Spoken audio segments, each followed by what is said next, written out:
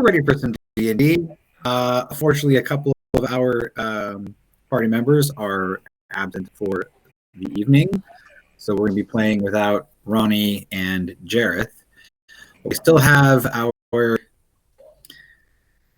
cast of 3 who are soon to be accompanied by an actual character that Chad intends to play. Where we last left off, our party had arrived in Sefu, which where it began to snow. They took a visit to the alchemist shop to acquire some unguents and oils. Some things appeared to be mysteriously different than the last time they were here. The alchemist was interested in Rocky rather than Jareth. Heavier than you remember her being. Some things were notably the same. The blacksmith still couldn't speak when he was around women. And the inn sold some amazing ale and other such amenities. So all of you decided to, after you had acquired the necessary components, to go back to the key and attempt to reincarnate our friendly neighborhood Corvian wizard, since you had recovered his ashes and bones from the Time Tower. The irony, of course, being that you had gone in to save one of your comrades and you lost another one. The ritual was successfully cast, but either the spirit of Mikon was unwilling or perhaps something else had gone wrong, and unfortunately Mikon did not rejoin you on this side of the material plane. So we will presume that the rest of you have had whatever night's sleep you wish, wherever you wish, whether in the inn or in the key, and you can reconvene in the morning wherever you would like, and the day is yours. What would you like to do?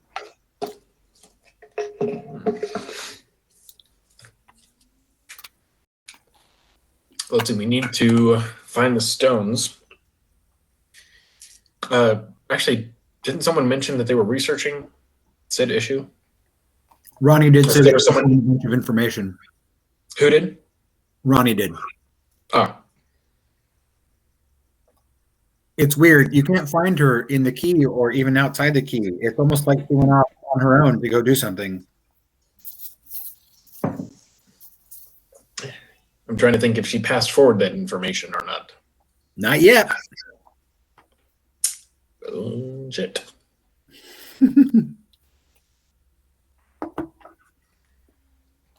Does anybody want You're to muted, head Dave. to so what? Dave's muted. He's trying to talk. Sorry. So I have a thought. This is Dave, not Rocky, because Rocky's dumb as a rock. So do you remember when we were just outside the Time Tower and we were waiting for, wasn't it Hero was the last one to show up? And the Time Spirit, I can't remember his name, he went one direction out a little bit and then he kind of went out another way and his hair changed.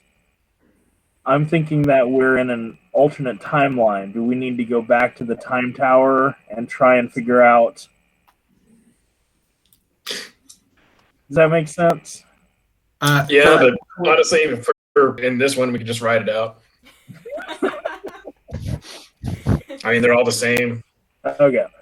I mean, is it that much of an issue that she's put on a little weight? I mean, come on. Well, the moon is close. Oh, if that's your concern, that makes sense then. Yeah, that was my main concern. Is the moon I thought you were just being a jerk. Is the moon actually closer, or is it just like the natural progression? It seems like is it actually closer than it would have been? So let me clarify if I can. You may recall that there was a particularly interesting event that occurred while you were inside of the planet. You guys were hanging out at the Imperium Spire, and one morning Ronnie just simply woke up furry, and she had no idea why, and she did a little bit of thought about it, and she realized it was because the moon was now so close to the planet so suddenly that the enchantment that caused her to become a fox was essentially always active. It was always on. Now, Ronnie is not currently furry. So when I had you guys go back in time, you went back a week. You like went forward several days and then went back a week. So you were actually about 3.5 days behind when you left, which meant that that event that caused her to permanently transform had not yet occurred. But it is due to occur very soon. So when I explained it as you came out of the tower, it's closer than normal, but it is not as close as you remember when you went in. Meaning you have a little bit of time before whatever event that caused it to become suddenly very large occurs. Yeah. I don't know what to do with that information. It's a good point bringing up the time different, the alternate dimension possibly. You guys are now about in sync with where your other selves would be like. You probably have just now woken up inside of the Pyrium Spire for the first time.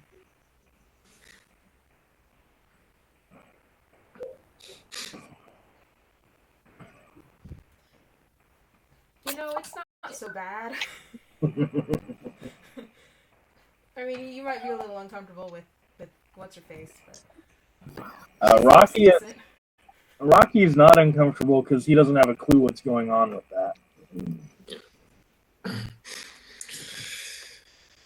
Oh, is that just Fran right now? That's exactly what it was. Unless we have some other information. I'll ask this. Where are you guys right now? I figured we were just back at the key. We just woke up. Okay. Yeah, so you all are convening in the belly of the key. I mean, unfortunately, the best information we have to go off on is the case that some of them are down by the mountains. Actually, wait. This is out of character. Didn't I scry on something? On one of the stones? I recall, like, looking out of a stone and into the water or something. Or that may have been something else. Are you thinking of when we were in the dream, or the dream desert? Yeah, I may be getting stuff mixed up. Maybe that was it. Because we did see underwater in one of those. So. Okay. To refresh you, because again, it's been a while, and why not? Because the internet doesn't know the difference. There are a number of spheres that you guys looked through.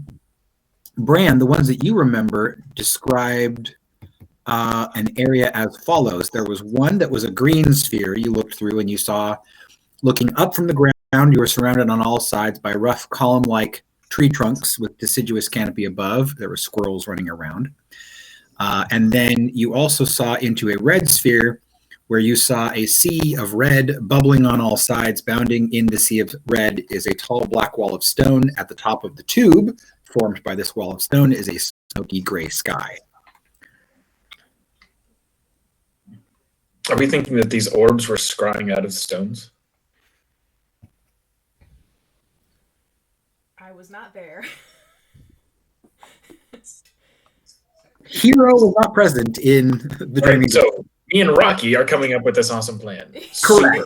Yeah, because my guy doesn't know what's going on I'm here either. to enable you. It sounds great. Gosh, this is just wrong. Sorry. Smart.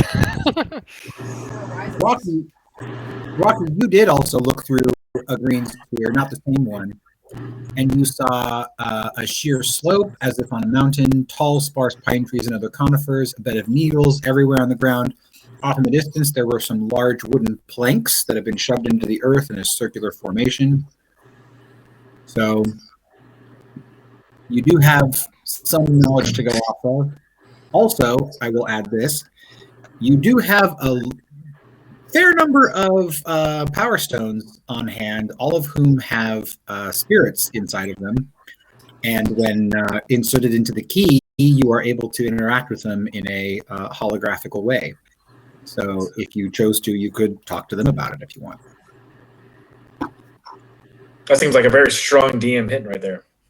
I will place my alteration into the and visit with it.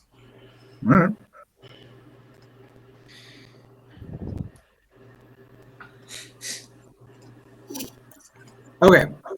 So alteration. You insert it into one of the sockets in the key, and out comes a sort of semi-translucent holographic arcane hologram of an oddly shaped humanoid rock person. And you see the light is especially strong in the veins where peeks through the image of sort of a gemstone interior of green aventurine.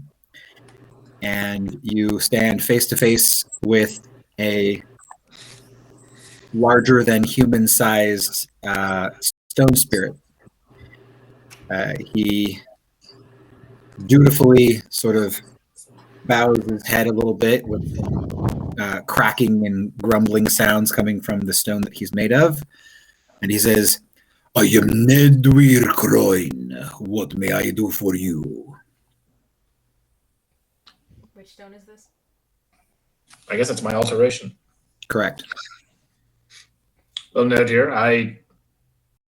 Honestly, we know each other quite well, but this is the first time I met. It's a pleasure. Likewise, Chosen. How may I be of service? Well, you've certainly served in the past. We've had a lot of fun. Do you remember that big cat creature that we turned into? I do remember. It was very powerful. It seems the cosmos has deemed that you shall not return to the form for some reason. Probably wise. Due to, well, obviously the end of the earth coming about and whatnot, we're trying to search. We've hit a bit of a snafu here in Sefu. He, episode title. I'll go ahead and get rid of my inspiration dice because of that. The head portion of Neudir Croin sort of cracks a little bit as you see the stone spirit version of a smile across his face. Very wise of you.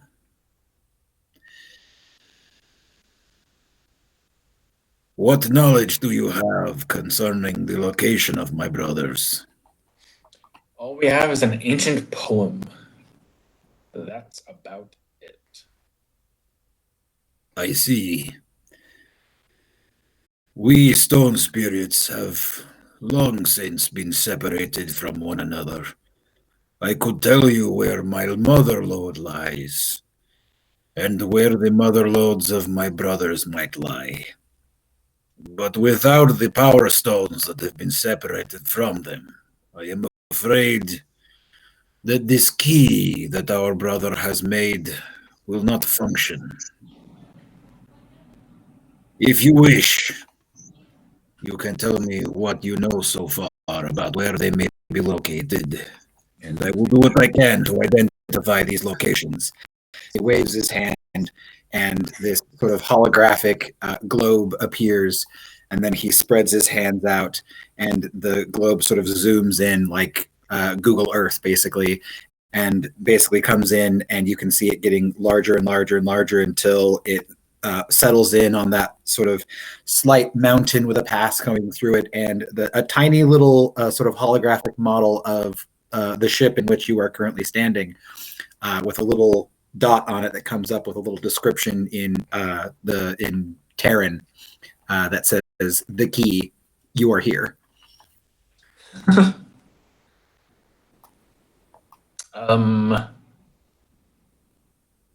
I know that I wrote down the poem. Did you? Actually, no. Dave, do you actually still have your notes? Gosh, I don't think I have any of that personally. I remember there was stuff about the sea and the mountains, but I looked through my old notes and I didn't actually see the poem.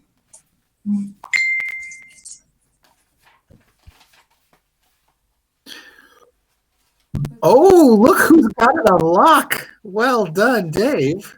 Nuh-uh, really? Yeah, man, you got this crap ready. Well, Oh, there you are. Well done.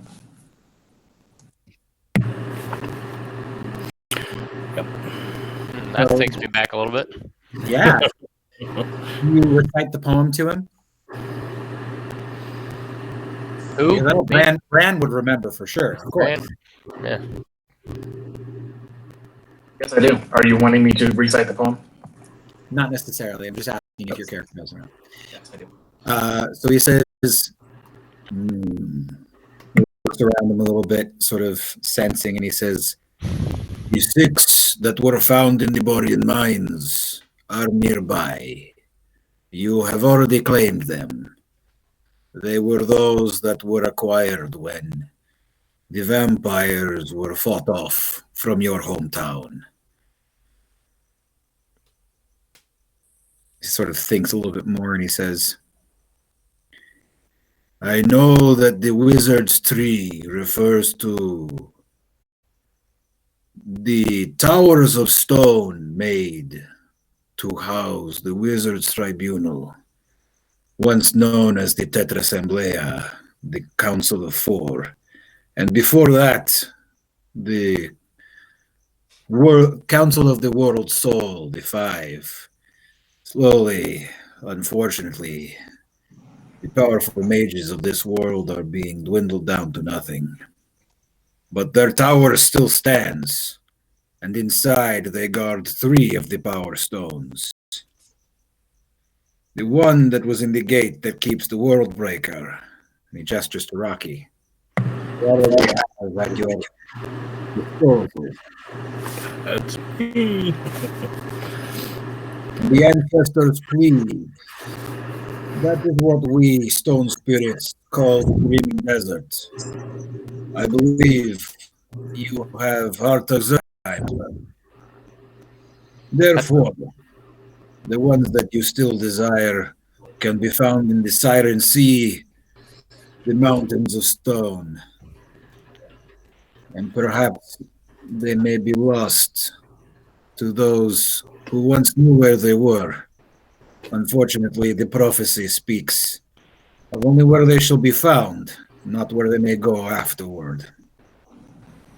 so someone could have already grabbed them and moved them. It is possible. He'll go ahead and make the map a little smaller and sort of rotate it a little bit, and he'll show you where the Siren Sea is, and then he'll demonstrate to you all the different mountain ranges. There's really only a couple really major ones. The mountains that shutter with stone, he indicates, are probably ones that have volcanic activity nearby. That would be the Mount Corvia range. And then there are some mountains over near the highlands of the Winsleys, but he doesn't know of any earthquakes or volcanoes or anything that are over there. That doesn't mean there aren't any now.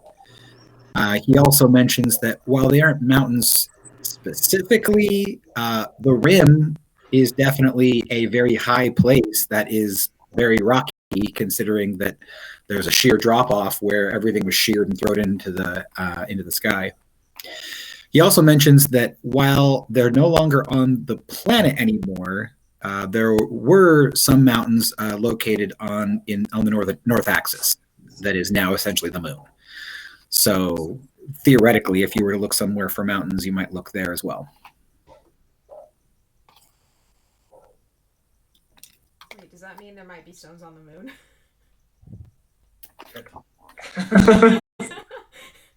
Great, cool. Space FM.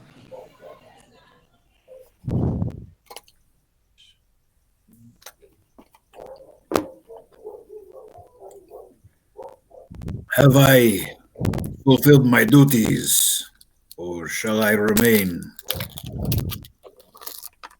Both?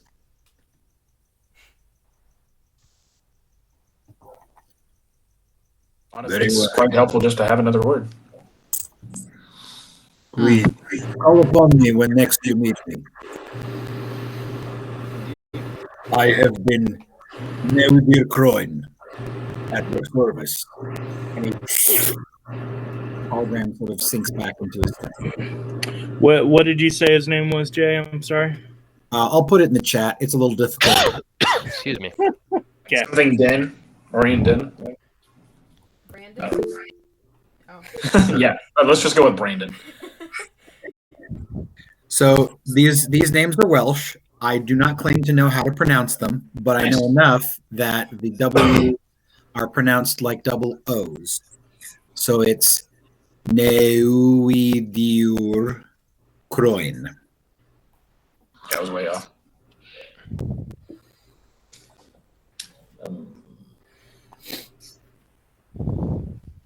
So, Siren Sea, Mountains of Stone, and Wizard's Tree. Sound right? That's about where it stands. So do we know where the wizard's tree is at? Did you say that? It's on the map, is it? Yep. If you will look at the map in classroom under the Athanasia topic, you can go to my blog and you will see the map there. The wizard's tree that he identified is where the wizard's tribunal is, and that is also known as the Tower of Towers. It's located just south of Usoria on this peninsula that goes out into the Siren Sea. Okay. I don't think You that's also notice, if you're looking at the map, that where you are right now, Sefu, up near the rim, is actually at the tail end of the Mount Corvia mountain range. So as here and then, again, following the longitude and latitude lines, sort of to the southwest, you'll see that it cuts through the Renai forest, and then Mount Corvia rests sort of at this high point called Bristlebane, which Mikon would have known a lot more about, but unfortunately, you don't have him around to tell you. So wait, you said, remind us one more time where Sefu is, because I feel like I remember it being in Renai Forest. Am I wrong? Sefu is not in Renai Forest, so I thought differently. Okay. sure. So if you look at your map, Yep. yeah, and then north and east of there, in that sort of white wavy line that designates the rim, Okay. you'll see that there's a particular point, a dot sort of sitting in that white. And that's Sefu. That is Sefu. Gotcha.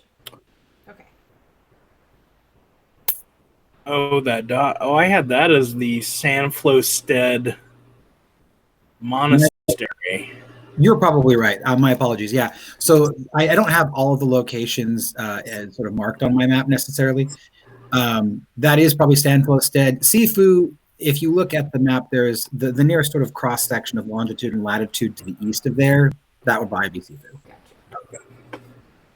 I was hoping we were closer to one of these places. Right. I mean, you are technically in the mountains at this point, so you're not far from the mountains. It's just a question of whether or not. Well, there's a lot of mountains. It's anywhere nearby. Yeah, there's a lot of mountains, so it could be theoretically anywhere within the range.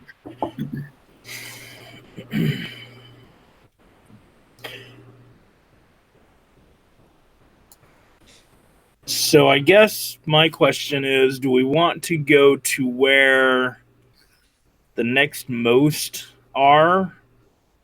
There's 5 in the Siren Sea. Oh, you're right.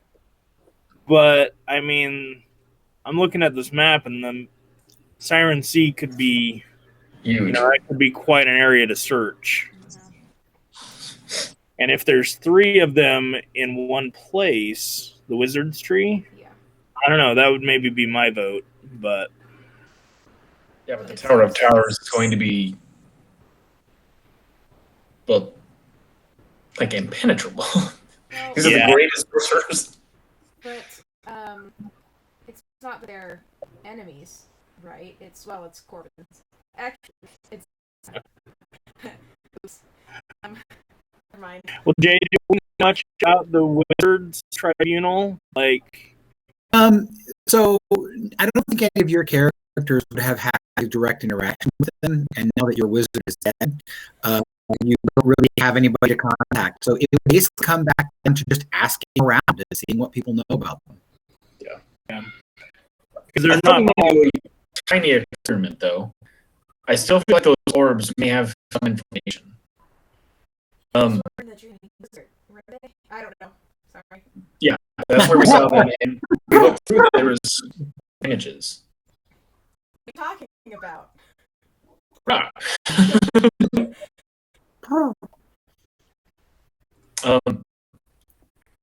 What if we try to search for those locations?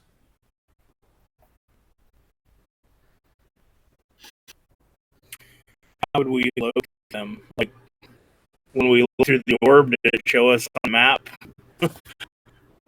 where it was looking at, or are we gonna have to like match up visually what we saw? Well, I know one of the water locations, I was able to actually pinpoint it to the south peninsula, and I can see mostly because of the vegetation that is present there. However, I was also honest. I got a pretty good look at that meadow.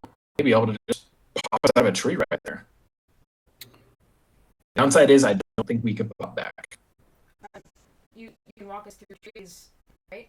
You said? I can't. Well, One per day. so tonight. Can't be that bad, right? Yeah, that's the best way to say it. The worst that could happen. Let's give it a We are, two people, three, because Molly's. What happened to Molly? I feel like. Oh, he left because you asked Ronnie about it last session, I believe, and she said something about him just like leaving, disappearing, and Yeah, he just disappeared. like, poof. In a disappeared kind of way, not in a wandered off kind of way. Seems weird. What's the worst that could happen? Corpse of Mekon behind you. What's gonna happen? The only downside I think of this is we won't have the cake. We can't move the thing through a tree.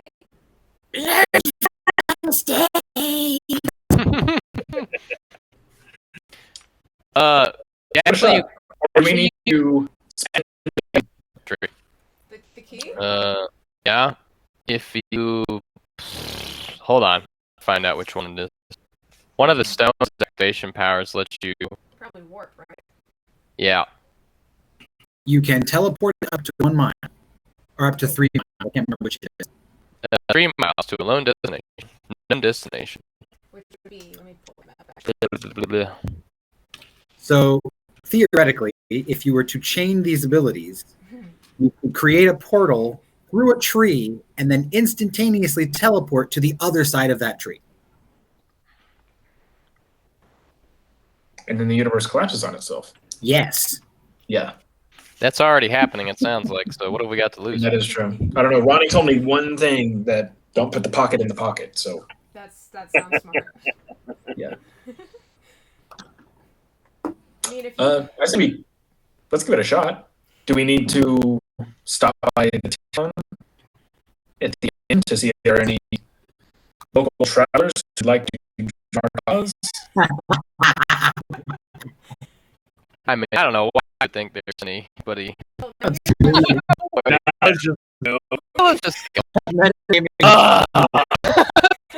got you. Remember. I see like a ship go by. Damn it. is that Ronnie bought a lot of potions last time, and none of us received the potions. All are aware. So I'll put that out there. So we could totally go and buy some supplies if anybody's got any extra. I used my last gold on oil, so I can help. I got nothing. I have this issue with what money is. What do you do with money? We can also use the Mind Stone to hide the ship inside. Puts it on the astral plane. Oh, So literally fly for stuff. But getting back on it might be kind of tricky. It says the corpse behind you. So I really shouldn't be saying this stuff probably, but it's been a long time since we've used the stones. And we Oh my don't have God. access to those things that you The metagaming pigeon just became the metagaming undead raven. Yeah. Nice. I'm gonna miss that place. Maybe your girlfriend will buy us something. Worth a try? I didn't actually see. I can't say that. Who are you talking to? Chelsea's talking to Rocky. Rocky doesn't know what a girlfriend is. Hero, I was at the bar. I didn't even see her. Connecting Yep. things should not be connected. Hey, Hero, you want to go fight some more? Sure. Fight Club. All right. But after that, we're going on. I don't know what we're doing. We probably should go to town and at least see if we can scrounge up anything. If we're gonna do this. No, don't get me wrong. I want to do this. I just. So does this Fight Club pay out some coin, I don't remember. or do you just fight? I think we just Literally, yes. Yeah, we just fought last time. Okay, so that's the opposite of what we need because we need money to get healing potions, and you just want to waste healing potions. Sorry. Dave and Sorry, Chelsea remember the fight they had the best, but the very first time Rocky arrived here, he had a blast earning some coin with Erlasung. They both entered the Fight Club, and they both won some stuff. So Okay, that's what I was thinking. our fight was just unsanctioned. Nobody it was. nobody's Hey, betting on it. you, me, let's go. Destructive. Just for fun. Because that's what you do. Well, I'd say we can either go to town, make some money fighting, and get some potions, or just head out. What are we thinking? I mean, we don't have to. As much as I would love to fight, we don't have to do that part. We could probably scrounge something up without having to take up the time. But Well, none of us have money. I have 150 rupees. I feel like that's like, I don't know money. I'm not from here. So, as an aside, while we've been talking, I do have some notes, and I've been updating the current party members and the former party members. Yep. Hey, crap happens. Mekon, Mollymock, and Kathy. I haven't updated At least one of those isn't dead. that we know of.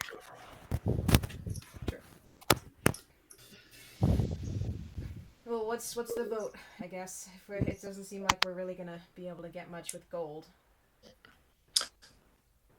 Well, I vote we just go to nature. That's usually what I like. So where are we going? All right. We go find a big tree. Okay. What's that falling out of the sky? Yeah. I mean, we only have a few days before it gets worse. Did we locate a large tree? Preferably near the key? It sounds like Bran is leaving the key, and he's gonna go looking for a big tree. Oh yeah, okay, I'll go with him. Okay, so Bran, I'm gonna say do either a nature or survival check, assisted by your friend here with whatever bonus she has of the same. Oh gosh, I hope it's good. It's been a while. Is it which one are you rolling? I mean, that's a 21 off the bat. Oh. Can I find a big tree? If you roll survival, add 10 to that. Okay, so that's a 31. Holy Can we crap. find a big tree? Okay. What you discover with your 31 is that between Hero's very excellent preternatural senses and your own ability to tap into the vibrations of nature, you successfully discover that within a 1 mile radius, there are no trees large enough to cast the spell pass via, transport via plants. Huh. Interesting. Where's the one when we came here? Actually, no, because we did that and then we drove here or flew here. Flew here, whatever. Do we remember any trees being? Because Sefu's within a mile of us, right? Oh yeah. So You guys Sefu would park have been right outside. included in that. Uh-huh. We're gonna have to park a little further out of town. I mean, do we need to fly back up? And I mean, we can just walk around a few miles to find a big tree. So just Rocky, you can. I mean we have a flying ship. Couldn't we just fly to where we need to go? We could. It would take a while. Basically, this, and I don't know exactly where the location is on a map. Oh, okay. So, and this is really just more of a, it's more of a test to see, are these locations legit? So you think we can maybe magically fly there? I mean, magically transport there, but you don't know it well enough to drive there. Right. I have no idea where it would be on a map. And I don't know if this will even work, honestly. So it sounds like what we need to do to make this work and also be able to get back safely is we need to get in the key and drive it somewhere where we can access a big enough tree to use, right? I might suggest against moving the tree since Ronnie and everyone are still here, possibly wanting to know. I mean, we can just go on a hike. A mile is not that far. Aren't you? You're pretty short. You sure you can handle that? No legs? As he climbs up onto Rocky. Oh. Yeah. Couldn't you just use the smaller ship to scout with? Oh yeah, the bit. Yeah. The what? I like that. Here's the bit! It's no longer a pigeon I anymore. hear It's just a someone peacock. I distant past. All right. Rocky, are you coming with? Yeah. All right. I will stay here. Oh, Nelbog. Forgot you were here. He's only just now arrived in the main chamber after having brushed his teeth for 3 hours. I've been here the whole time. Just slow, nobody notices him. It's really awkward. Like whenever everyone's talking and act like the other person's not there, and then they're like, "Oh, you're Sorry." Completely forgot about him. I was waiting until your new character is introduced. Oh, never mind. He already has one. It's like the opposite of Drax, where Drax is like, "I'm moving so slowly, I'm invisible." Nelbog actually does it. Yeah, I do. And he doesn't brag. Nope. Because it takes too long. Well, okay, so I don't think any more than the two of you can fit in the bit, so I guess I will hang with Nelbog. Yeah. And well, I was just gonna stay here so I can tell Jareth and Ronnie what everybody is off doing in case they show up again. Right? I think Nelbog will be fine on his own. Hero, come join us. You went drinking by yourself. Yes, I did. Can all three of us fit in the bit? Well, tiny. Can I ride on it? I'm a monk. Not with Rocky. Not with Rocky in there. Rocky, you may remember that you built these so that they could contain you. So 2 smaller people could fit inside, or you, but not you and someone else. I had forgotten that fact. Not even Rocky and Bran? No, because again, he made these ships so that they would function as if they were essentially a second skin. Yeah. So it's like putting on the Iron Man suit and then saying, "Is there any room for someone else?" No, there is not. Yeah, me and Bran got into the cockpit, but not. Yeah, Rocky fits the whole thing. He's. Yeah. I mean, you could ride on the sides. Let's just walk. It's nice. Brand's like, feet to grass. Let's do it. Yeah. It's a nice Nelbog, you're not coming with us? No, I think I shall stay here so the others know. If they come looking. Leave a note. That's all right. You. I guess I could go, but it sounds like you're in a hurry. Yeah, let's go. All right, well, we're gonna head out then, Nelbog. If we're not back in 12 hours, just wait a little longer. All right. So you guys head out to. I just popped down my ship. We got a lot of static coming from somewhere. Static? You're just brushing the microphone. Okay. Oh, yeah, it was probably me. What time of day is it? Is it day? Morning. Good morning. Yeah, you guys have just woken up. In fact, none of you have had breakfast. Who's our cook? I'm a monk. I am sustained on the energy. Ronnie is our cook. And she's not very good at it. She's just gone. We were all sitting around the table for 2 hours. Where is she? You probably already had breakfast and been like, well, none of these suckers are waking up. I'm getting out of here. Well, I don't eat, so I have. I don't know. I will pick berries on the way. Okay, make a survival check. first roll of the 28. night. Nice. 18. Actually, Okay. that's second roll. Find some cold weather, what is it called? Juniper berries. So you're able to pick a good handful of those. Cool. I'm not too worried about it. I just want to. You have something to munch on. Yeah. All right. So where are you guys heading right now? Wherever the most logical location of. I mean, I'm guessing not up the mountain, further down, probably closer to some rivers, waters. So you're looking around for a big tree. A big tree. Okay. So you're heading down the mountain away from Sefu for a big tree. Can we Yep. keep the key in sight since it's so big? Sure. I want to keep a bearing on where it is. Yeah, just basically what I'm hearing you say is travel no further than we're able to see the key. That's At fine. least for now. We can make a decision when we get to it. I just Right. don't want to Okay. lose ourselves this early. Go ahead and make I'm going to call this a perception check because at this point you're not using your wits about what nature is like, and instead you're just looking. So just go ahead and make a perception check. We'll have one person be the main and then somebody assist. It will not help this time because I'm watching the key. I will assume. Let's see what we got here. It's a 25 so far. Okay. Rocky, are you going to help? I can try a perception. Yep. I do not help. No help whatsoever. You notice that there is a particular pattern to these trees. It seems that they sort of were.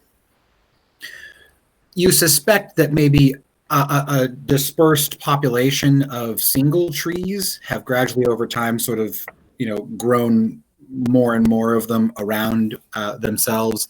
The seed's not really falling very far from the main tree, which then results in one sort of tall tree surrounded by gradually smaller ones in these sort of little copse situations.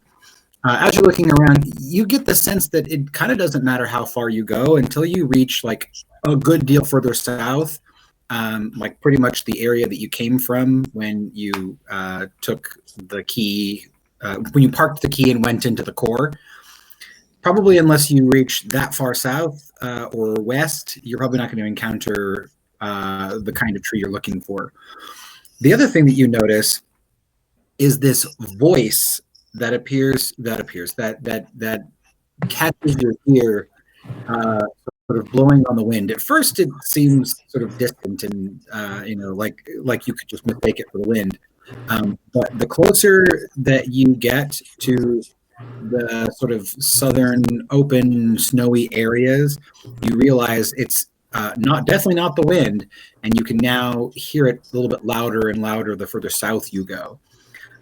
And what you hear it saying, very loud, but obviously distant, in sort of a reverberating tone, you hear, Kuivan walka kernirase nayarvaxia rasalya.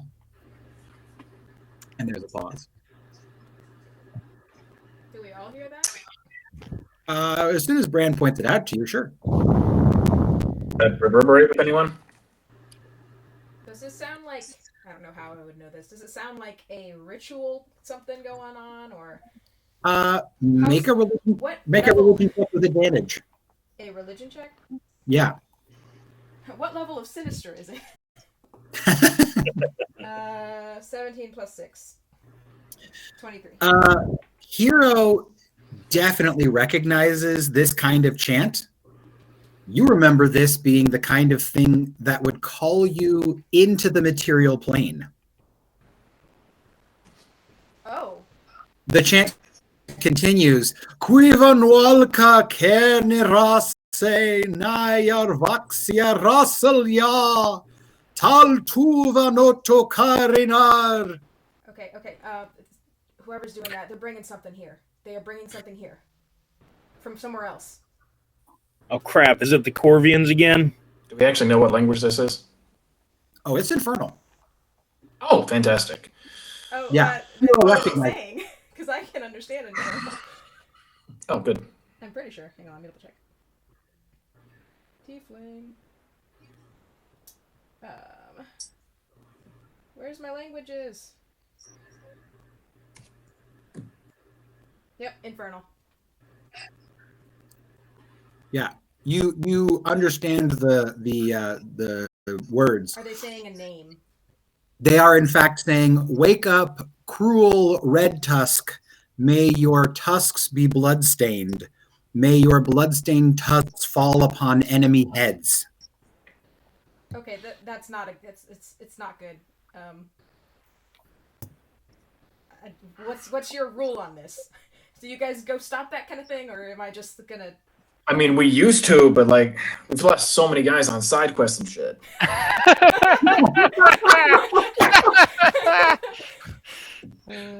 He's right, you know.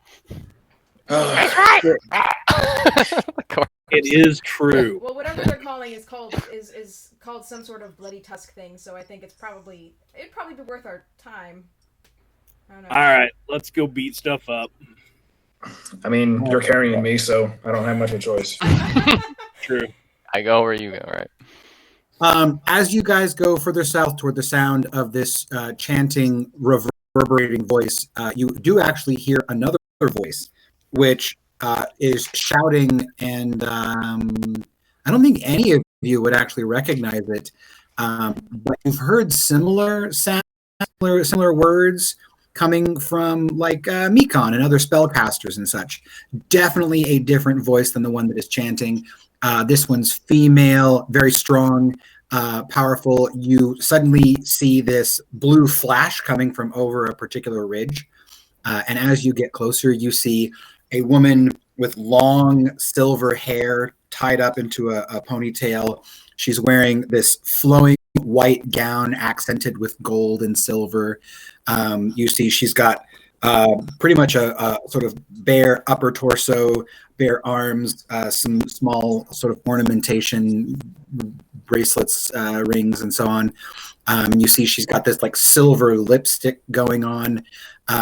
Very beautiful, but also simultaneously very powerful in the way that she wields her magic.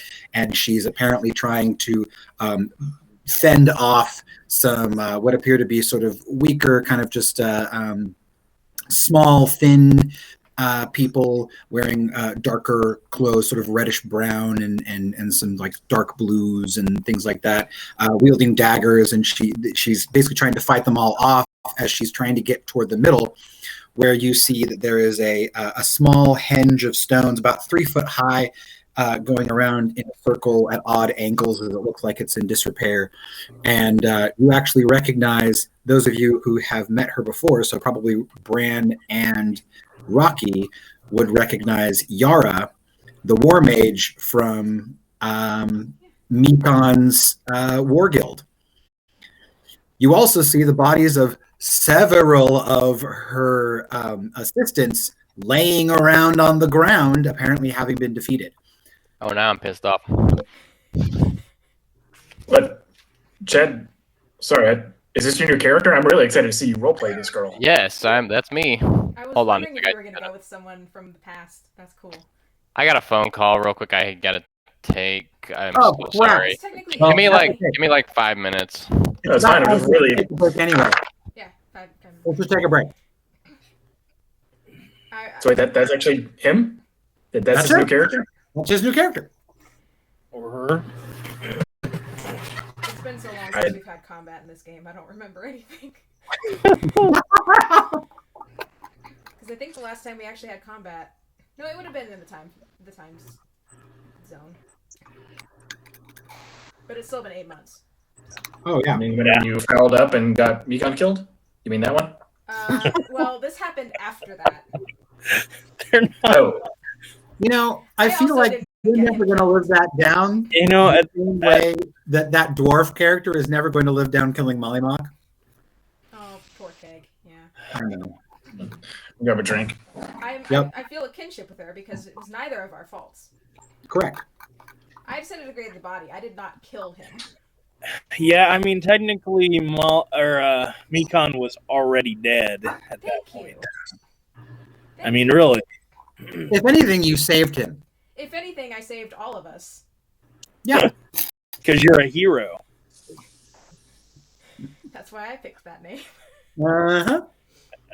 She definitely imagines what it would be. And it's still, we haven't been walking too long. It's still daytime. Oh, it's like early morning. Cool. Great. Okay, so Jay, since we're on a pause right now, remind me how the Power Stone power works. We can cast 6 levels worth of spells per day. Okay, so you specifically have a power stone that is more powerful than the others because you have essentially bonded the power stone with its mother lode, which is you. Okay.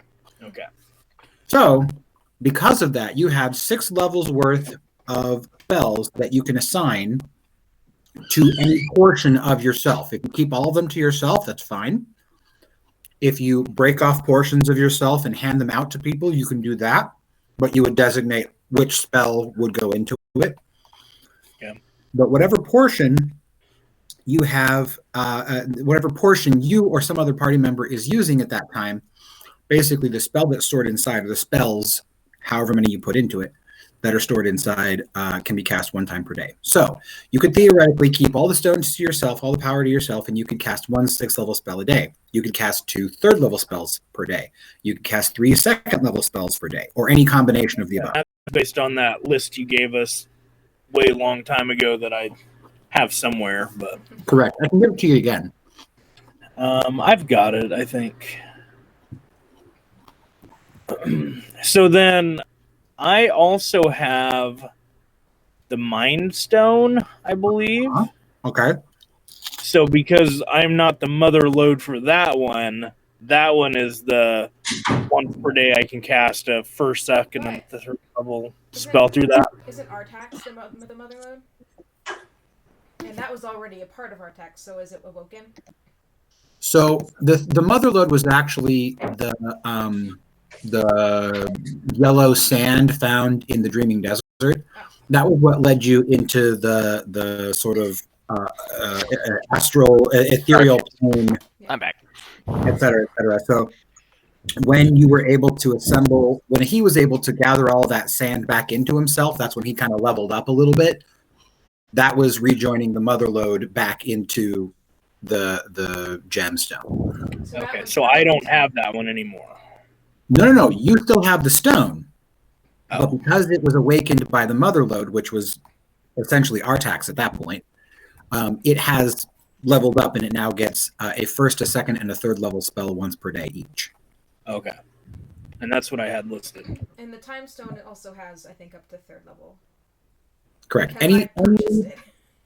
Any stone that has been awakened at the mother lode has up to a 3rd level spell. Okay. I miss having the Light Stone. Yeah. Yeah, I do too. Okay, let me get you that list right now, Dave. Okay, thanks. So for the Mind Stone, it was whatever was cast through it at the 1st, 2nd, and 3rd level. Those are what it's locked into, correct? Basically, yeah. Until you revisit the mother lode to get those changed out, that's what you get. Because I've got Thaumaturgy for the cantrip, Mm-hmm. Sleep for the 1st level, Mind Spike for the 2nd level, and Sending for the 3rd level. Right. So you should have a list now of possible spells off of the destruction spell list. Okay, thank you. All right. Y'all ready to get back into it? Yeah. Yep. All right, let's do it. Save a new person.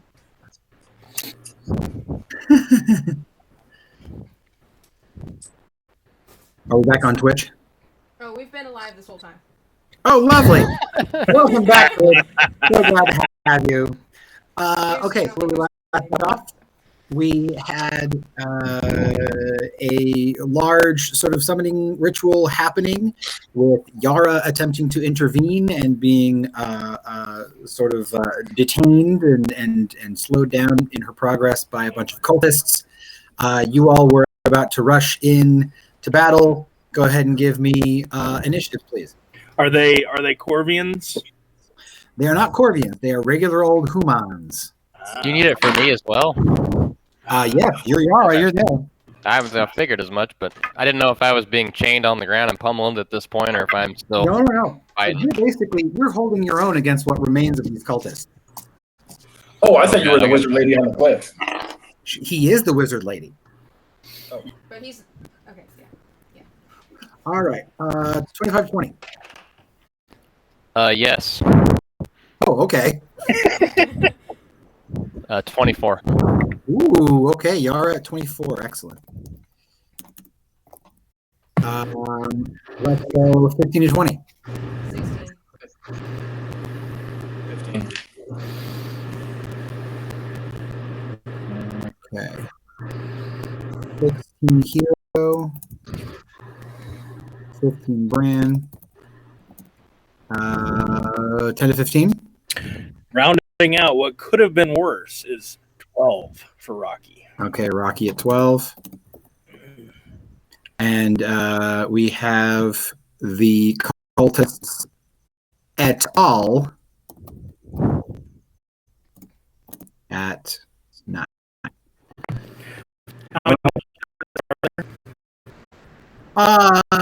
Like a handful, several of their number have been taken down of the initiates that Yara brought with her.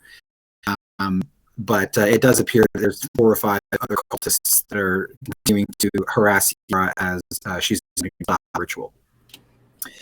There is, of course, also one main dude who appears to be wearing a large, what appears to be blood-stained, like boar tusk skull mask that has like blood on the tips of the tusks and on the top of the skull. And he's reading out of your typical ancient sort of black tattered book.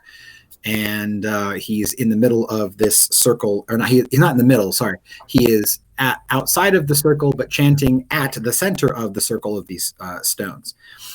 So as Yara continues to fight off her oppressors, Yara, what are you doing? Tactical situation. Am I surrounded? Do I got goons all around me, or what's going on? You got a couple in your face, and the rest are kind of coming at you. Okay. How far away are the rest? The rest are about 30 feet away. Okay. The moon circle's maybe 50 feet away from you. Gosh, I've got.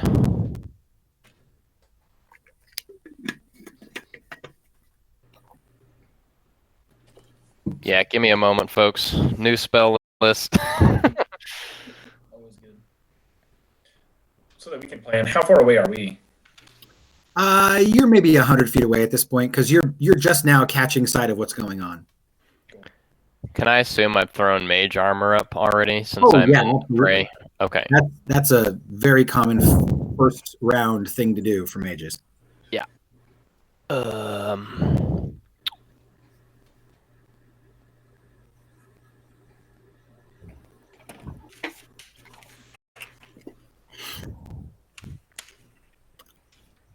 That might be fun. Music. Dun dun dun dun dun dun dun dun dun dun dun dun. I miss that song. I would turn something on, but I don't know how we. It would take a while fiddling with the audio to make it. Right. We'll figure it out eventually. Yeah. Get some music for this. Insert. Tell you what, those of you at home watching on Twitch, go ahead and turn on your favorite battle music while you're watching this, and it'll make it more dramatic. We got two new followers so far. So that's good. Yeah, welcome, guys. I'm just gonna open up with a nice one here. How many cultists do I have around me? They're like just all around me. Yeah. 2 in your face, 3 coming at you, total of 5, all within 30 feet.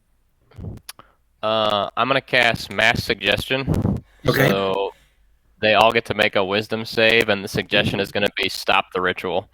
It needs to be a one. Is it a phrase or is it a single word?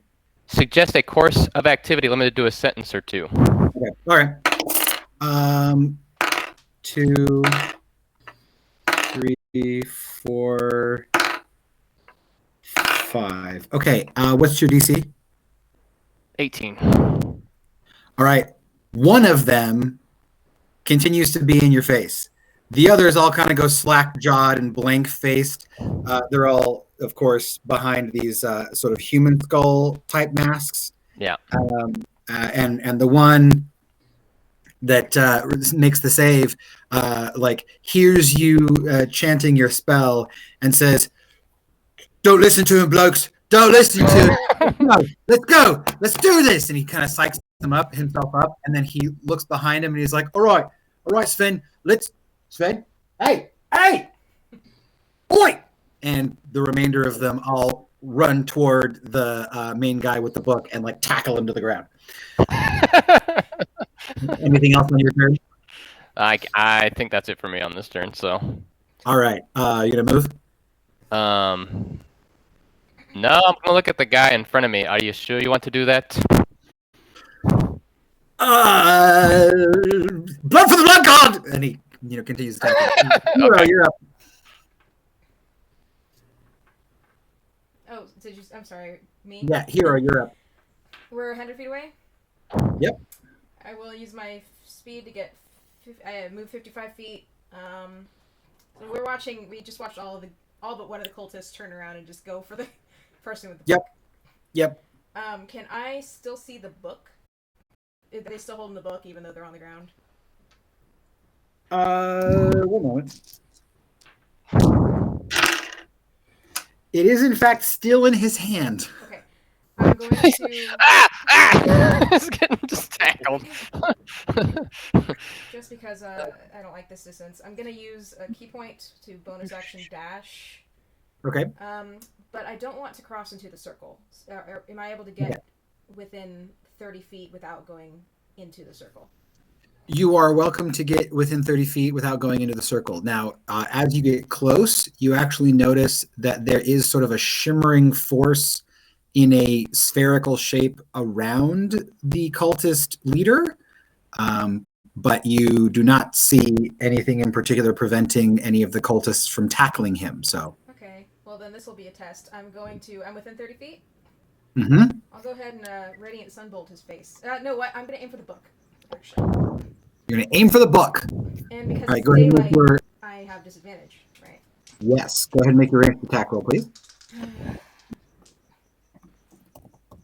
Cool, that's great. I rolled a 2, so that's 10 to hit. Okay. What happens is your Radiant Sunbolt streaks out of your hand and just flies a little wider than you expected from this distance. Hate the sun, and there's also snow around, right? Snow blindness? Correct. It's all blinding you, etc. Sucks ass, man. Okay. Yeah. I'll continue moving the rest of my 55 feet, but I'm not going to get in melee. Okay. For my own reference, go ahead and roll another d20 and just let me know what the result is. 16. Okay. Thanks. All right. And you go off to the side then, you say? I'm going to continue moving a little closer. I'm not going to get quite in melee with them because I have 55 feet of movement, so I would have had 110 total this turn. Okay. With the dash. All right. Okay. But I don't want to close with them just yet. Okay. All right. So you run off to the side. You throw your Radiant Sunbolt. It goes wide. Bran, you're up. Okay, you said we're good 100 feet off? Yep. Okay, well, there's no way of me getting past there. Honestly, I'm just going to let Rocky carry me as... Yeah, I'm going to let Rocky carry me as close as can and then jump off. All right. So I guess hold action until... Yeah, you're going to ready your movement for once he's moved. Yeah. Sounds I good. mean, unless there's... I don't know, would I be able to actually hold my action to Vine Whip if he gets close enough? You can ready a Vine Whip if he can get within range, sure. Okay. So if he gets within range, I'll vine whip. Great. Closest. Gravy. That brings us down to Rocky. What are you doing? Okay, so if we're 100 feet off, I'm going to move up 30 feet from my movement, and then that puts me 70 feet out. Correct. So I can't do anything. So I'm going to use my action to dash, Okay.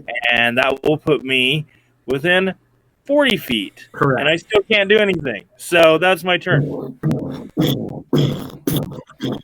You're getting there, buddy. Why are you guys so slow? You continue to hear the reverberating voice, now of course louder as you are closer, of the cultist leader, who continues to cry, "Quivan walka kernirase nayarvaxia rasolya." And as you watch, you see the center of this henge begin to sort of swirl with, not as you are used to, black smoke and shadow, but rather flames and red vapor, as you get the sense that there is some kind of blood mist now emerging into the material plane out of the center of this henge. And out of it, you see one enormous, thick, huge arm, muscled, writhing with what looks like worms under the skin, blackened, reddish hue, sheen, long claws, one hand holding a weapon. And I'll actually show you what this guy looks like as he crawls out of What's that pig demon's name from Princess Mononoke? Oh, I don't know, but yeah, like that-ish. You said worms, and I was like, oh yeah. Oh, yeah. So go ahead and follow that link in Google Meet, and you will see who I'm talking about here.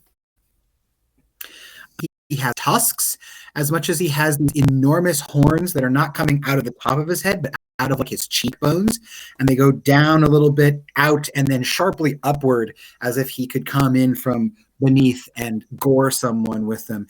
The arm that emerges from the opening in the ritual circle has one large curved, wickedly curved sword with spikes on the handguard, and then the other shoulder comes up, and you see this this devilish-looking, fiendish-looking crossbow. He wears a bandolier of all these different sorts of canisters across his bare chest, wears a long purple cape clasped at the front, a couple of sort of evil-looking iron, sort of wrought iron pauldrons, and then he has one enormous, what looks like probably actually like demon skull attached to his belt buckle. Like, you get the sense that maybe this guy actually killed a demon, cut its head in half, and then attached it to his belt. And then, of course, the typical, scarce sort of armor protection from the waist down, almost elephant-like feet with stubby toes.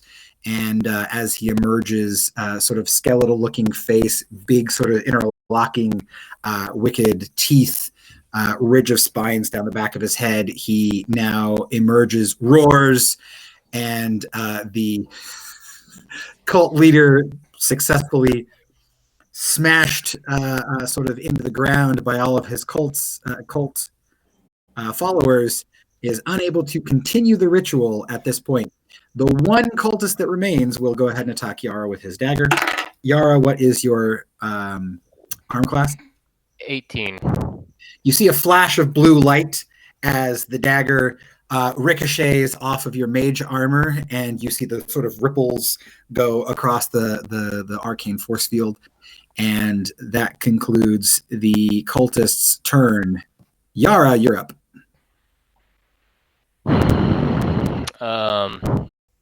Is the cultist with the book still trying to cast a ritual, or has he been dogpiled enough? He's been dogpiled. He can't continue at all. Okay, but the portal is open, and portal something is reaching out of it. Yes, surrounded by fire and a mist of blood. But it doesn't look like it can get out yet. Oh no, he's emerging as we speak. No. But I don't want it to. Can I? Okay. The portal looks like it's one way, right? How would your character know that? Well, I can't see the other side, so I don't know, I guess. True. You could make either I would say an Arcana check probably would do it. That should be 25, but let me double check. 26. A little Do better you than know Infernal? Yes. Yes. Oh, okay, great.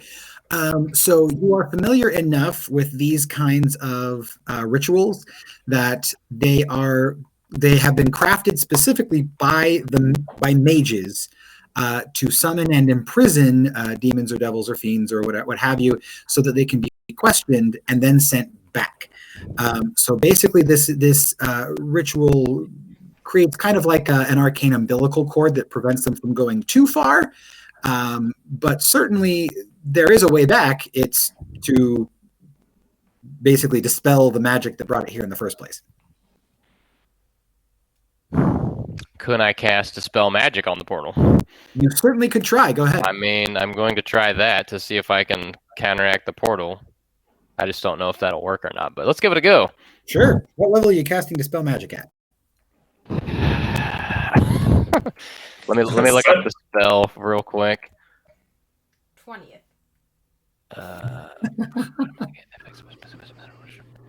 I mean, this needs to stop, so I'm probably just going to hit it with the highest thing I have. Okay. 4th, 5th, 6th, 7th. You should have at least 7 by now. Well, we can't. Yeah, I don't know if I want to drop my only 7th level slot to close this portal.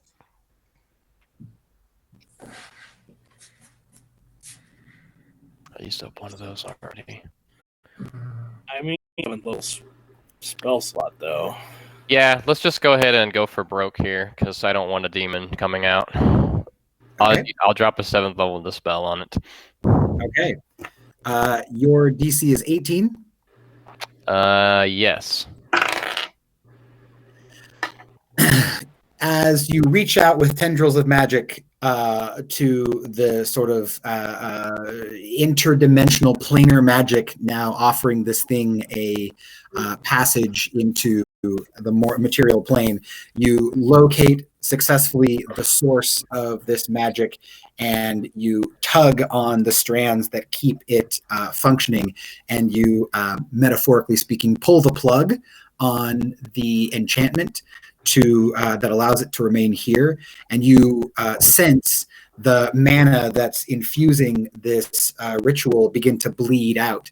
Nevertheless, as the ritual itself bleeds out, you sense the sort of the enchantment rest down onto its next lowest harmonic frequency, and you realize that the spell at this point is already self-sustaining enough that a 17th level dispel will not get this thing to go back.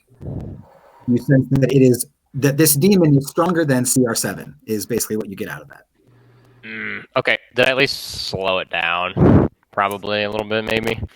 You are confident that the ritual cannot continue, but you have not affected the demon itself. Okay. Well, I know the demon's not going to be affected, but I'm at least trying to slow its passage into the material plane. Sure. Yeah, like I said, it sort of has the residual magic drained of it, but the next lowest harmonic frequency basically continues to allow it to emerge. Do I get a power surge at least? Yeah, you get a power surge, of course. Okay. You That's part stop of the my. ritual from continuing. The thing that's happening is already in progress, but you don't get any. The spell doesn't get any other effects. Okay. All right, that's my action. You want to move? Not at this time. I have that guy right next to me, so I can't get away from him without taking an attack of opportunity. So I'm just going to stay where I'm at. Okay, sounds good. At this point, you do see that there are some people coming your direction to help out. You recognize Rocky and Bran, but you have no clue who this hero or that assistant character might be. And you're not even entirely sure whether or not she's on your side, because she does resemble the thing that is now trying to crawl out of the portal. Hero, you're up. Can I shout something at them? Sure. What do you want As to say? they're running down. Yeah.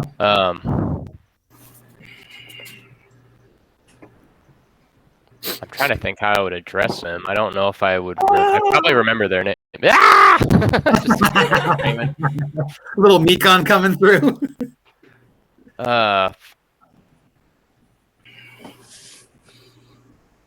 Allies of the forces of light.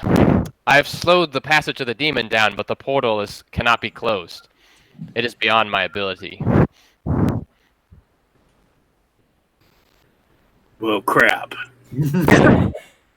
All right, Hero, you're up. Yeah.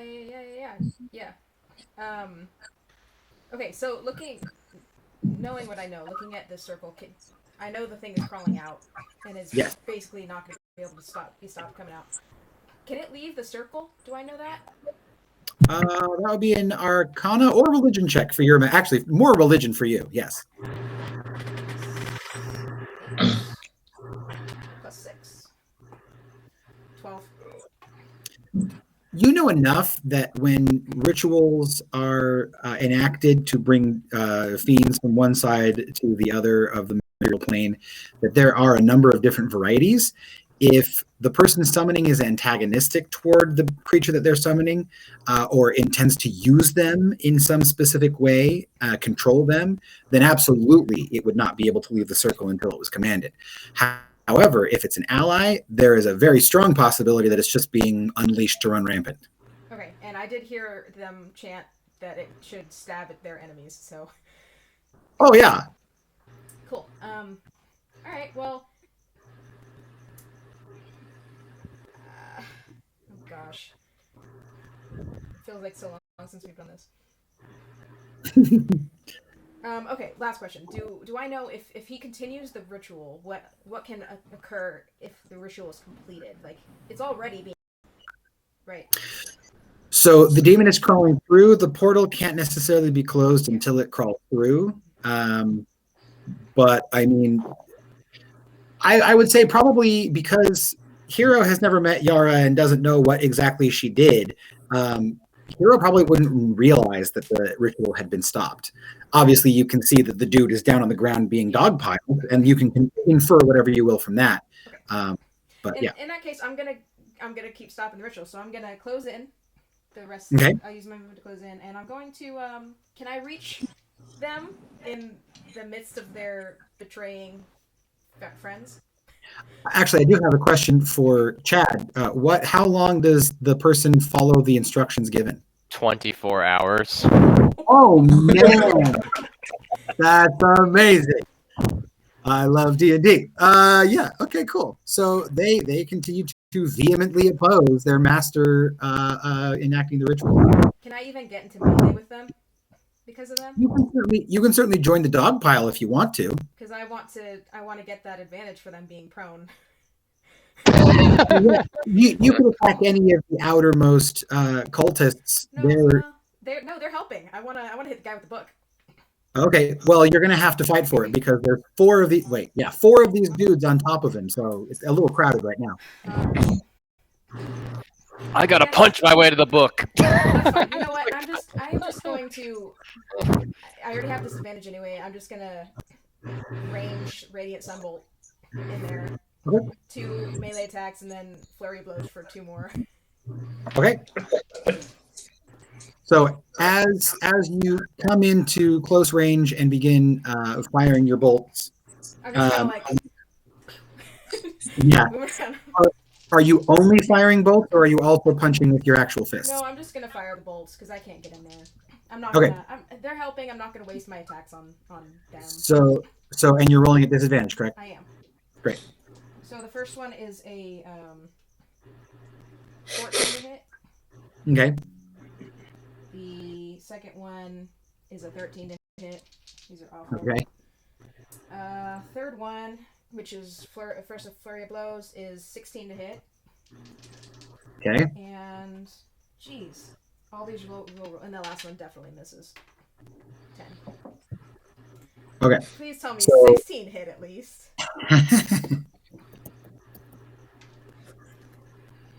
One moment, if you will. I really hate the This is the first time we fought in daylight. Your armor class, sorry, his armor class is 16, so 16 hits. Thank goodness. All right, yay! One dice of damage. Yes. 6 points of radiant damage. Okay. He takes 16 points of radiant damage. 6, not 16. Oh, 6 points of radiant damage. The other thing you realize as you're throwing your radiant sunbolts at this guy is that those radiant sunbolts that miss don't miss because he's on the ground and they like go over his head or something. They miss because as they are flying at him, they strike some invisible sphere and glance off.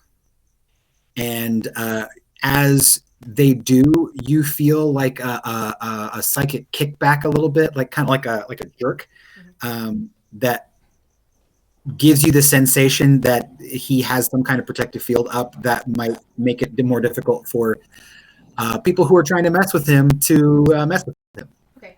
I will end my turn by just whatever movement I have left out of the 55. I'll just kind of be close enough that if he runs or somehow gets away from his little mob, I will be within hopefully melee range. Okay. All right. That brings it down to Bran. I would like to position myself on the opposite side. Like, there's demon circle, cultist, me. Okay. So he's between us, just in case. Great. All right. That brings it down to Bran. You are within 40 feet of the ritual circle. You're probably within, I'm going to say, 35 feet of the dog pile of cultists. Nice. So is the big demon guy all the way out, or just almost? I mean, he's out to the waist, basically. Nice. And his chest canisters, are those made of metal? Used on what look like from this distance, sure. Okay. I would like to heat them up. Okay. So you're going to cast Heat Metal. Yes. Excellent. Go ahead and describe to me what that does. It makes it very hot and it hurts. Thank you. My only interest or question would be, I don't know what happens to the contents inside, and I don't find anything online about the actual temperature. I'm assuming heat metal gets hundreds of degrees, but it could get up to 2,800 before it actually starts melting. So I don't know what's going to happen to the contents of that canister. So you are targeting the metal canisters on his bandolier, and I guess what area are you able to affect? Are you able to affect all of them, one of them? It just says heat object, so it could just be one, or if they're somehow linked, I could heat all of them, or just however you kind of want it. Sure. So since it's heat one object, I would say you target one canister. Go ahead and roll a d6. It's popcorn. 3. Okay.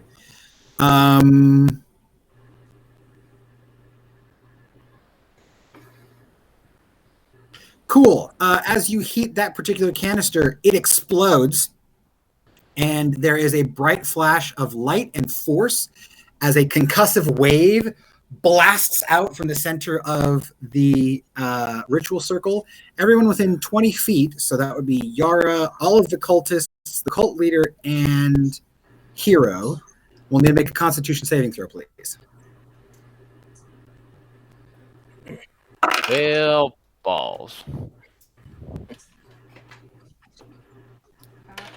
I do not regret my decision. I regret your decision. I rolled a 13. Okay. I got a 14. Okay. But you need to let me know if I failed or not, because I still have another trick up my sleeve. Ooh, okay. So, for the sake of argument, the DC is 17. Okay. I will then use Arcane Deflection to get an additional +4 to my throw. Nice. Very good. As the concussive blast radiates out from its explosion point, everyone that failed takes 15 points of thunder damage, and those who succeeded take 7 points of thunder damage. And that canister has exploded. And since I used Arcane Deflection, That cultist in front of me takes 7 points of damage.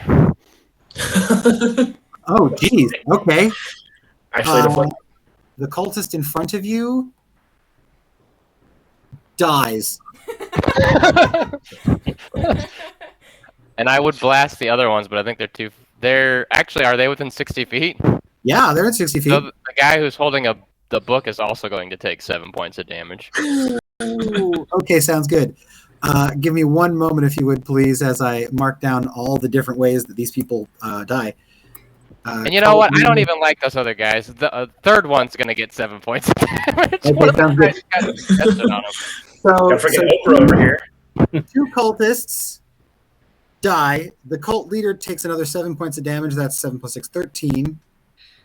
13 damage is what he's up to. And there are 3 cultists left, all of which are on top of the cult leader. So I suppose they see some sort of like silver, like it's kind of like as the explosion happens, you see her interpose something and deflect part of the magic off, and then part of that deflect 3 ways and blast these guys. Have you ever heard of a game called High-Lie? I have not, but it sounds awesome. Okay, so High-Lie is a fun game that I learned about like a long time ago when I was a kid. Give me 1 second. I want to show you what this looks like. So this is a game where basically people throw balls back and forth at each other. And are you even able to see that? I don't think It's so. just a bunch of gibberish. Like It looks like a it little- doesn't. It's not going anywhere. Yeah, let me try this. How about that? That shows something. Yes. So, So this thing that the dude is carrying is like, that's the sort of to do as a mage, as a war mage specifically, is you have like an arcane version of that where you catch the spell energy and then use the momentum to throw it back at a target.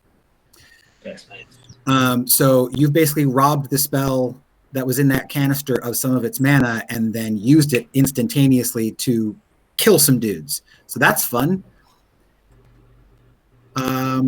All right.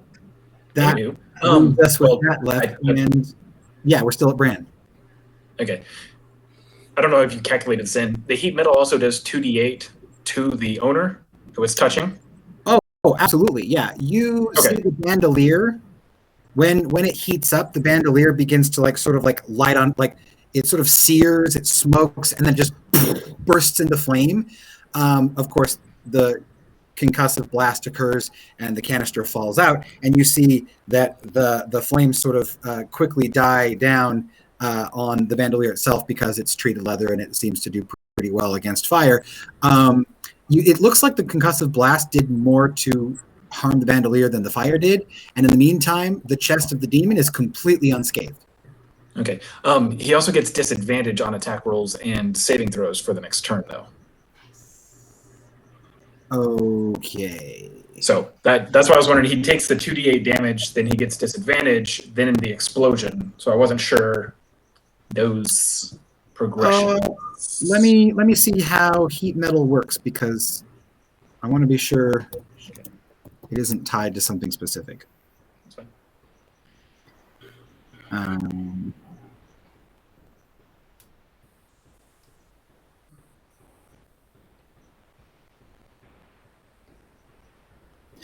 So this is saying that if it doesn't drop the object, it has disadvantage on attack rolls and ability checks until the start of your next turn. So attack rolls and ability checks, I suppose a saving throw is an ability check. Now, since he's dropping it after it explodes, I'm guessing he wouldn't continue that. But I feel like his saving throw against the blast would be a disadvantage.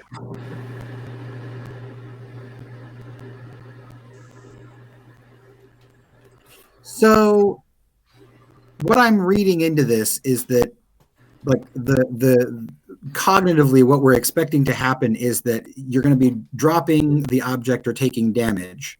If you don't drop the object, you have disadvantage because you're holding a really hot object. This guy is immune to fire. So my guess is that he doesn't have disadvantage because he's not afraid of the fact that the fire did anything. So the explosion could potentially have done him some harm, and in fact it did. He made his saving throw for that, but the heat of the object itself wouldn't have imposed any disadvantage. He's used to fire. He was literally born in fire, so it wouldn't really matter. That's fine. And it kind of makes me want to watch Constantine. Okay. Anything else from Bran? No, I just wanted to clarify that. I'm still 40 feet out, and that's where I'm going to stay. Rocky's up. I am going to move 30 feet. And then, Rocky, by the way. Sorry, Bran is immediately disappointed in his goals to fail. Yeah. So do you jump off? Oh, yeah. Okay, you jump off. Go ahead, Rocky. Okay, so if I move up 30 more feet, am I still 10 feet away from everybody?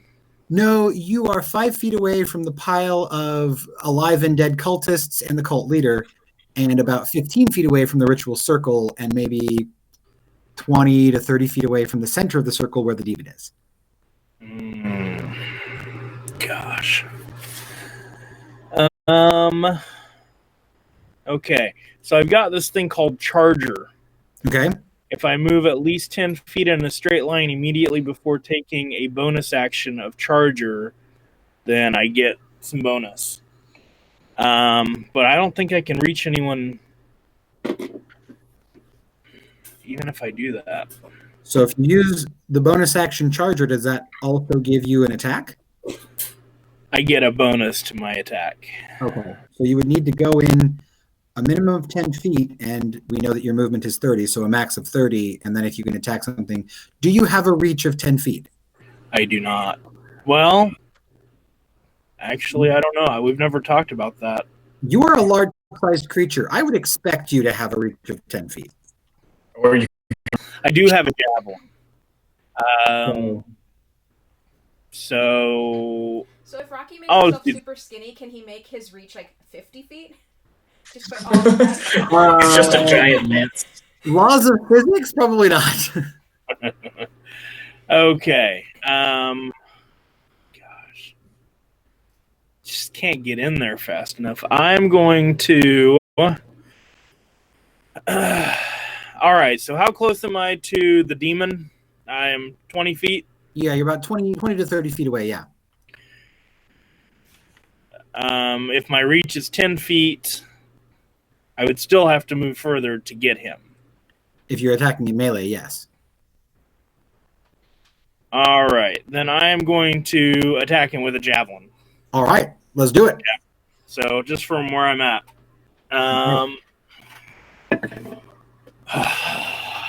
That's awful. That is a 15 to hit.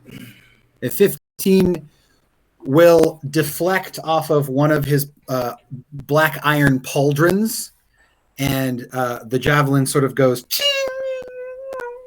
and sticks into the ground. Fantastic. Is it a large size creature or is it bigger than that? This demon dude is large, yes. Well, I think that's my turn. All right, you run, you throw, Rocky down to the cultists. Yep.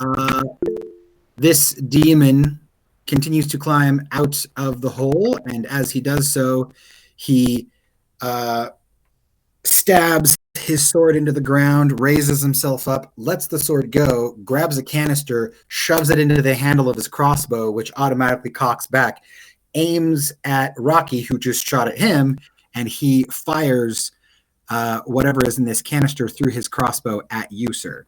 Oh, Bran, I'm glad you jumped off. So he grabs evidently the same kind of canister that was blown up. He's got a whole train of these things, and so he grabs another one of the same variety, tosses it in, and another shockwave of 20 foot out from Rocky's location explodes in a concussive blast. Everybody go ahead and roll your dexterity saving throw if you are within 20 feet of Rocky. I don't know that. How close did the cultist did he get? Rocky got within 10 feet of the pile of dudes. So you're probably within that range. I'm not. I should Yara, you are not. Yeah. So no, you're. Wasn't the last one a con save? Yes, it's a con save. Oh, so it's not. Okay, you said dex. I'm sorry. Yeah, con save. I rolled a natural 3. I'm gonna assume that it fails. Yeah, that We're definitely. rolling crap tonight. You watch as the bodies of the dead cultists are pulverized into blood and gore on the ground, and then the remaining cultists who are still alive are blown back, knocked silly, and unconscious. And the cult leader now looks ragged, bloody at the mouth, and just clutching weakly to the black book. Meanwhile, He threw one of the exploding canisters at you, Rocky, or shot it at you. so that's 14 damage on a failed save, 7 on a success. Cool. Great. And Cool. Cool. he continues to climb out. The cultist, still clutching to his book, sort of reels, and you can tell that he's probably got something like a concussion, as he's sort of like a little dizzy and difficult for him to think. And he sort of grabs onto his book and he just sort of starts running a random direction. Is he within melee of me when he runs? I remember you saying you wanted to be on the other side of him. Yeah, I was But positioning myself in case if he got up and ran, he would run past me. So hopefully, Okay, hopefully. So you were doing ranged attacks and then you closed the distance, is what you're saying? If I could, with all those piling on him, I didn't know if I Yeah, could. as close as you can to a pile. Yes.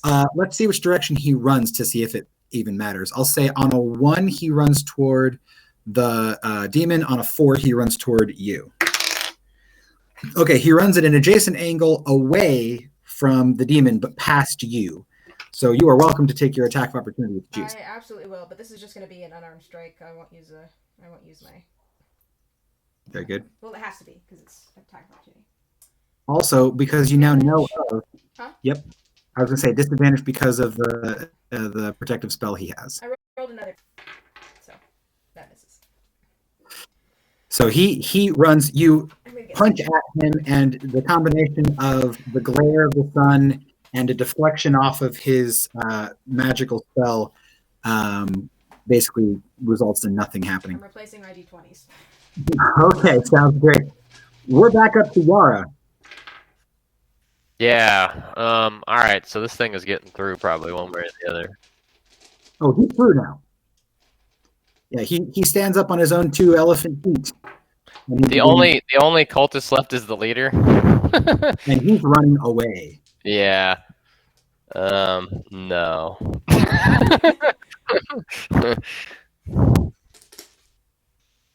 Oh, geez. I'm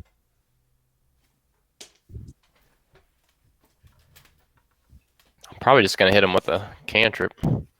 Okay, do it. Firebolt, biatch. Okay. Go ahead and make the range attack. Yeah, like I said, I'm so out of practice with spells, so I gotta pull one up each time. Make a ranged. Okay, I can do that. Actually, before you roll. Okay. One moment.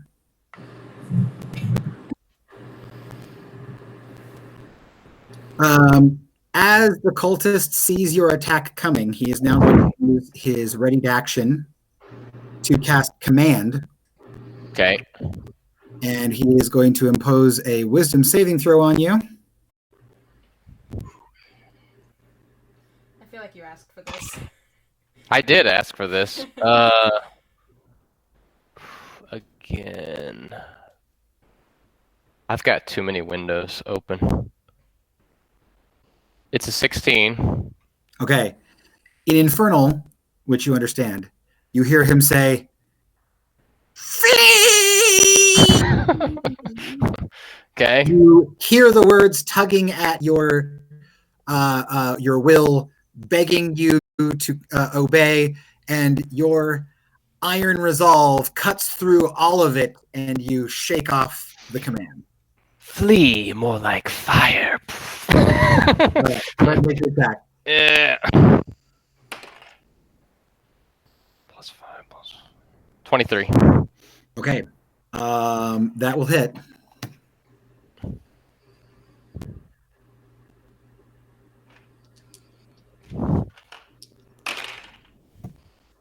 Ouch.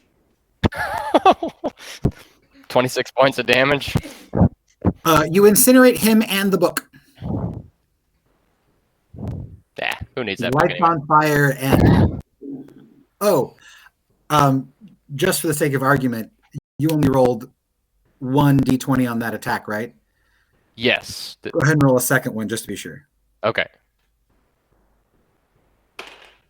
I rolled even higher on the second one. Okay, no, you're good. So piercing through the protective spell that surrounds him, your fire burns away the spell and then burns away him and then burns away the book. So yeah, that happened. You want to move? No, I'm kind of like eliminate, and now I'm looking at the final target, assessing my next move here. You want to stay at the same distance you are? Yes. All right, that brings it down to Hero. Okay, cool. This guy's dead. I'm going to free action shoot our new friend a thumbs up because that was kind of hot. And Nice. We just saw him cross the battlefield. We're like, yeah. okay, I'm gonna kind of meander up closer to the circle and kind of figure out where everybody else is. So Rocky is real close to me, right? He came up pretty close. Yeah, you're within like 10 feet of him. Yara is kind of on the opposite side. Yep. I'm going to move around. Do I know if I can enter this circle without causing harm to myself? With your religion check of 12, if it's a friendly circle, then demons are welcome to pass the boundary just fine. I don't know that for sure. I'll stay outside of it. I'm gonna use my movement to kind of pace my way along it so that I'm not around anyone else. So we're spread apart. I'm gonna go ahead and I'm going to cast Searing Sunburst. The same thing that killed me. No. Yeah. I mean, no, it's not. Yeah, it is. Yeah, technically it is. So he's within 150 feet of me. Uh-huh. I can create an orb and hurl it to at point in 150 feet. I would like it to go into his nose. Okay. It's hurling. I don't think it can be that specific, but I would like to aim for his nose. He is going to use his reaction to become invisible. I already threw it, so it's going to go off. Fair enough. Each creature in that 20-foot radius sphere must succeed on a con save or take 2d6 radiant damage. So. Okay, what's the radius on that? 20 feet. Okay, yeah. So I think. Am I in that? No, everybody should be safe from that, so that's fine. My con save the save is 18. Okay, so what's hilarious is that he used his reaction to become invisible, and then as soon as he is hit by an attack, which is theoretically him being hit by an attack because it's a radius, it's an AoE, so he becomes visible again as the radiant sunburst goes off and does what? Con save of 18. Oh, that was horrible. Oh, that's good. Yeah, no, he fails. Cool. Well, and what happened? 2d6 radiant damage, which ain't a lot, but it's fine. Finally rolling okay. At least comparatively. That's 10 points of radiant damage. Okay. And I want to kind of stand back and see how that does against the demon. Does it seem like it smarts a little bit more than a normal person? You get the sense that it's hitting him about as much as you would expect. Okay. I will back up about 10 feet from the circle and end my turn. All right, so you've hit him for 10 damage on top of the 7 he already took, puts him at 17. You back up from the circle, and that brings us down to Bran. May I please have 4 CR1 critters? Did you bring your own minis? I missed the horde of woodland creatures attacking our opponents. Me too. Let's see. This is Arctic sort of tundra scenario. Let's go beast CR1. Advanced filters, environment, Arctic. There we go. Get the monsters. Okay. How many creatures you said? 4? 4. Dire wolf would work. Would work. Let's have you do a brown bear. 4 brown bears come trundling out of the trees, ready to assist. I forgot, in the past, do I have to wait a turn for them to attack, or are they allowed to move on summoning turn? They basically spend their turn coming up and Merging. getting into position. Okay, I wasn't sure. Yeah. Cool. So you got 4 brown bears to work with. You going to move? No, I think I like my spot. Okay, sounds great. That was Brand's. Rocky, you're up. Okay, so he's in the circle. Uh-huh. And how wide is that circle? That circle's probably about 15 feet wide, so he's in the center of it. And So- he's a large creature. So with my reach, can I reach him without going into the circle? If he's large size, that means he's taking up a 10 by 10 square inside of a 15-foot circle, but that's divided evenly on either side, so it'd be 2.5 feet. Plus the 5 that you would be standing, so that'd be so if you have a 10-foot reach, yeah, you can reach inside the circle. Okay, I'm gonna go right up next to where the line is, circle, and I'm just gonna take a full attack action on him. All right. I'm just gonna pummel him with my maul. Do it. All right, so that is 3 attacks. Yes. First one is a 13, because I can't roll higher than a 4 today, apparently. Feel ya. Oh my gosh, that's 2 2s in a row. Wow. That's really. Really impressing our new team member. Third one is a 19. 19 to hit. 19 will hit. Okay. So is that only one attack that hits? That's the only one that hit of that. So that's that. Okay. So as you attack this demon, your attacks sort of jostle him around a little bit, and unfortunately, you kind of knock him off balance. And I rolled some luck dice to see if anything special happened, since he's literally wearing weapons. And you notice that one of the canisters actually gets knocked out of the bandolier and like flies in the air away from him. So he's lost one of his canisters. He's lost his last concussion grenade. And then one of them, unfortunately, also gets pierced by one of your attack elbows, which is not a concussion grenade. It's instead, yep. It's So- another one of those boom booms. One of the canisters explodes as you crush it under your attack, and it basically sends out several like gallons worth of sticky fluid that immediately becomes sort of like it shrinks down and condenses into this web-like mass between his chest and the ground. He immediately just sort of like turns and just rips through all of it. So apparently it doesn't keep him restrained. Okay. Please proceed with your attack. All right. So far I've done 10 points of damage. Excellent. I'm going to do a where was it?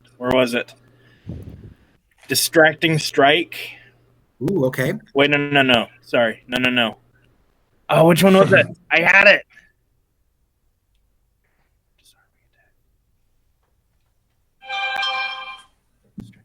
They're all called similar things, so now I'm.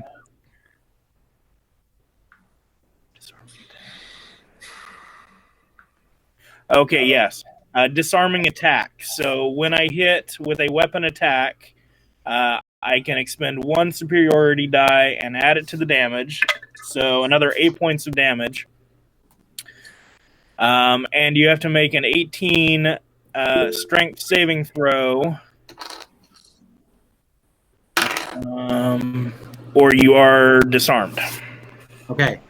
As your attack comes in and smashes the web fluid canister, you come back around with a lengthened javelin out of your arm and attempt to knock the crossbow out of his hand. And as you do, he uses the crossbow to counter that attack and fling your arm away from him. Okay.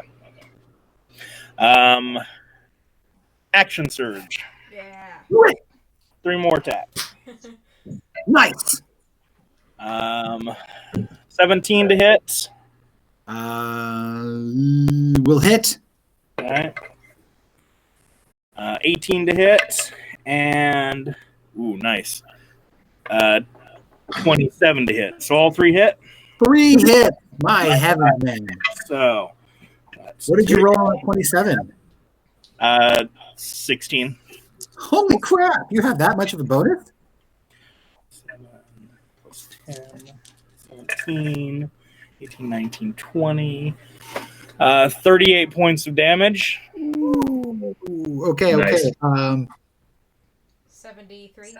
73, yeah. And I'm going to try to do the disarming attack again. All right. What kind of damage is this, by the way? Bludgeoning. But your attacks count as magical because you are a magical being. Very good. Continue. So 9 more points of damage, and he has to make a DC 18 strength saving throw. 18. Another 9? Or sorry, how much more damage? 9 points of damage. 9 points of damage. So It's 80. clobbering time. Oh my god, seriously. Okay, another strength saving throw. He got an 11. Total, so he dropped something. Okay. Does it say that he like drops what you want him to, or does he drop just something? It just says you can expend 1 or more to add it to the damage to disarm the target. That's all it says. So his weapon, currently carried weapon, right? Yeah, I think it's totally fair. Yeah, sure. So this time you anticipate the strength that he has of his grip, and so prior to attempting the disarm attempt this time, you sort of like wrap his knuckles from underneath, and that gets his grip to loosen just enough that when you sweep it away, it now goes flying out of his hands to the ground. Yep. All right. Is that the end of Rocky's turn? And that is my turn. Orthon bellows.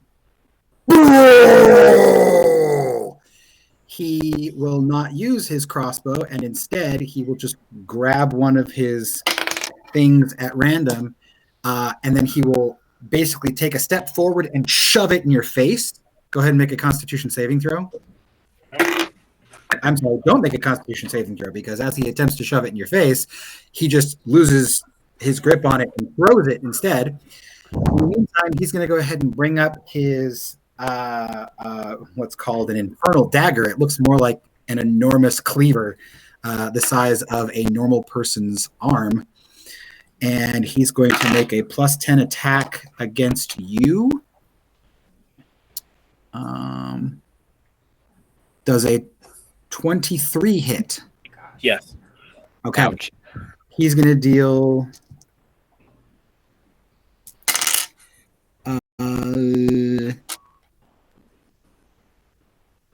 14 points of slashing damage and make a con save.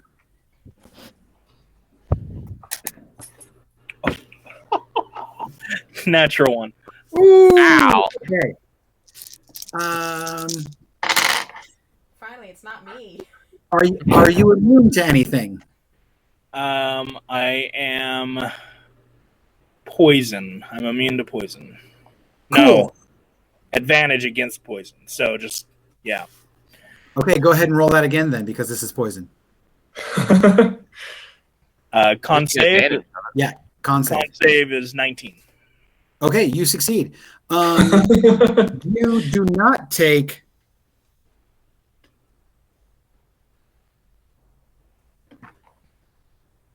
24 points of poison damage. You take 12. Okay. And you are not poisoned for 1 minute. Yeah, that would have sucked. So that's good. Yep. As fiendish energy, reddish, sort of blood-like mist begins to sort of like ensnare your arm where you took the damage, and Orthon will now. Just as a reminder, poisoned is disadvantage to attack rolls and ability checks. So that's a pretty nasty effect to avoid. Yes. So as he stabs me, I will say, "What is that? A mosquito?" Well done. He's going to go ahead and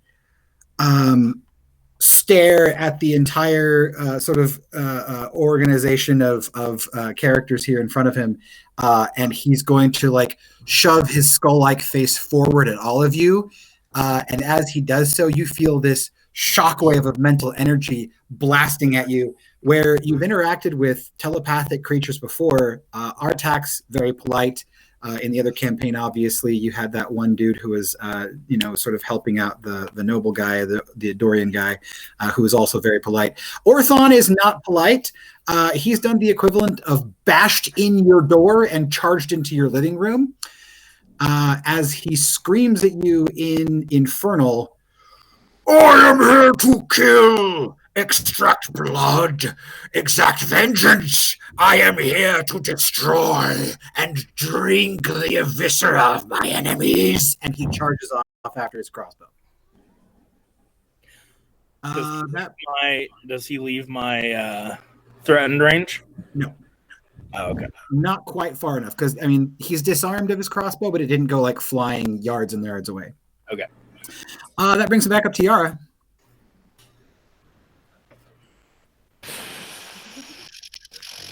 So he's running for his weapon now. Yep. How close is the fallen weapon to the edge of the circle? Just curious. Yeah.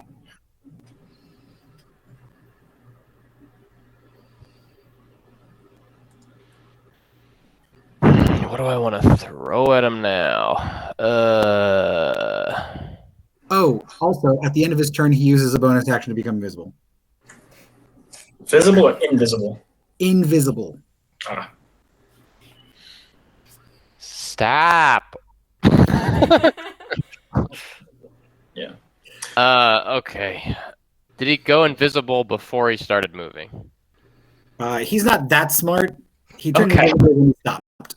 How far away do I think he is from the group? You think that he's at the edge of the ritual circle. So That makes Rocky 5 feet away. Hero would be at least they're all right 10, next if not 15. You are probably within, I'm going to say, like 15 to 20. Yeah, I'm just trying to think of what to hit him, especially now that he's invisible. That makes it more complicated. Yeah, I may just drop something down anyway. Okay. Oh wait, no, I'm going to. This is going to be hard when he's invisible, so it might hit you guys. Sorry if it does. I'm going to cast Sickening Radiance. Ooh, on his weapon that he's going for. Okay. I can see that, and that's where he's headed towards. So a Cool. 30-foot radius sphere around his weapon with sickening greenish light expands out. Is he within the 30-foot radius? He is within the 30-foot radius. I don't know if anybody else is, but if they are, they have to make this saving throw as well. Yeah, from the weapon, I'm going to say that it's going to hit Rocky and Hero and probably even you, Yara. Yeah. The only person exempt from this is going to be Bran because he specifically stayed so far off. Actually, Bran's bears will need to make the save as well. Good. What is this now? Sickening Radiance. If it's Yeah, gonna what hit are we saving? people, it's a Constitution saving throw. Man, you're all over the place. Right, and what's the effect? 40-10 Radiant if you fail, and you also suffer 1 level of exhaustion. I'm gonna use my inspiration. Cool. What was the DC? What's the save on that? 18. All right, so one of them survived. Oh. How much damage? Is You there- said a D4? 40-10. I haven't rolled it yet, so I'll I'm do sorry, that. you did what? 40. It's 40-10 damage. What's the effect on save? 4d10? All right, well, they're gone. What's the effect if you succeeded? Um, Oh, this sucks. I don't think anything happens if he succeeds because it doesn't say. It just Okay. says must succeed or take 40-10, and it suffers 1 level of exhaustion. So it doesn't say half damage or anything. Okay. But So he's you- not invisible anymore. He can't be. Oh, Yeah, you can. he cannot be. The light makes it impossible for the creature to benefit from being Oh, invisible. nice. Woo! Okay. So Oh, this sorry, there's a lot of sickening pain radiance- involved there, but The shockwave of sickening radiance sends out green particles of light, which are now warped by the field of magic that envelops Orthon and makes him invisible. So you can see precisely where he is and his shape. Visibly speaking, he is still invisible, but you can see exactly where he is and what he looks like. My inspiration got me to 16.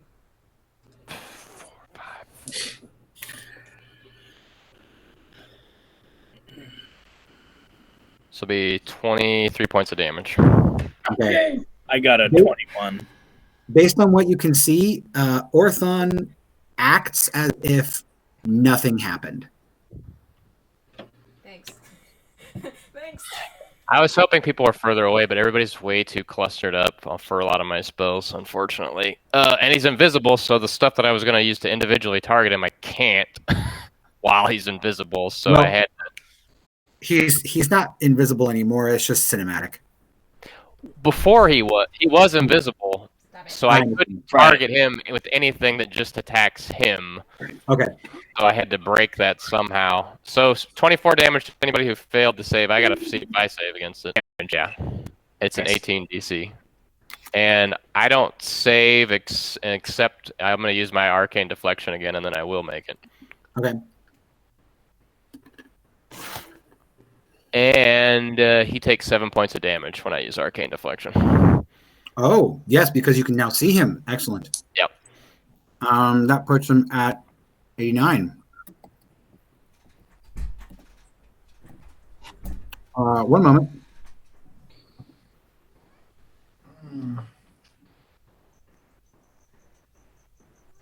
Math.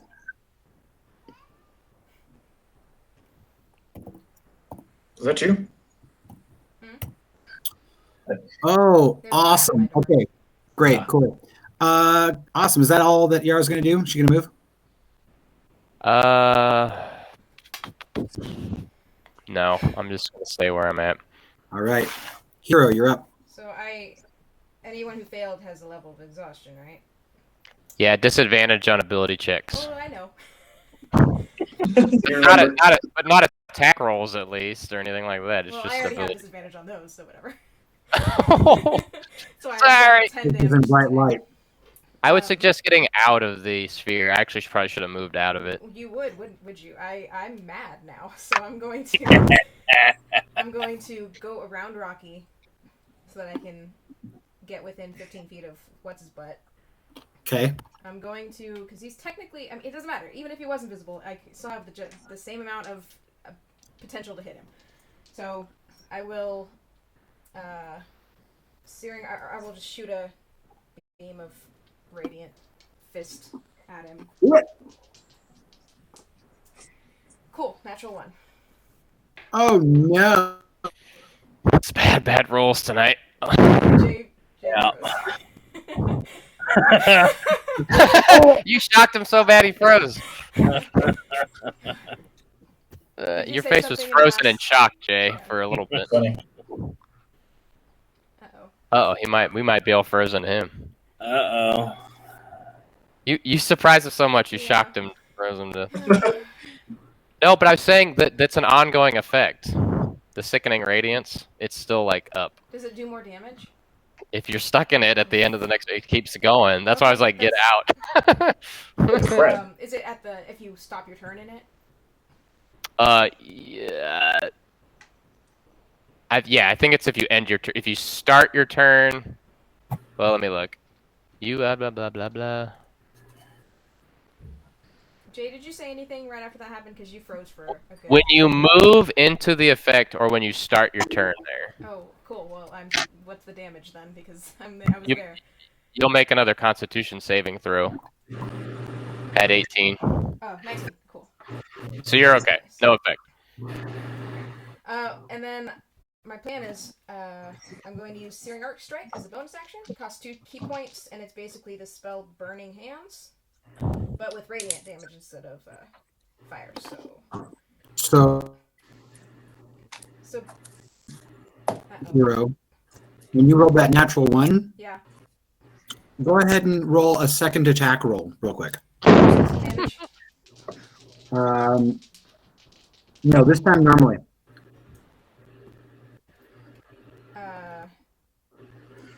17. Hey, Rocky, what's your AC? Who? Rocky, what's your AC? Oh, I'm sorry. I was reading something. 21. Oh, good. Okay, cool. Yeah, your first radiant sunbolt hits Rocky's outer sort of crystalline shell, and like it glimmers and sort of scatters in all directions. It doesn't hurt you, but hey, you hit me! Sorry. You know what? I'm actually not going to use Burning Hands because I was wrong about that. So I'm just going to use a key point to Flurry Blows. All right. 2 more attacks. 17 to hit. I think that hits that time.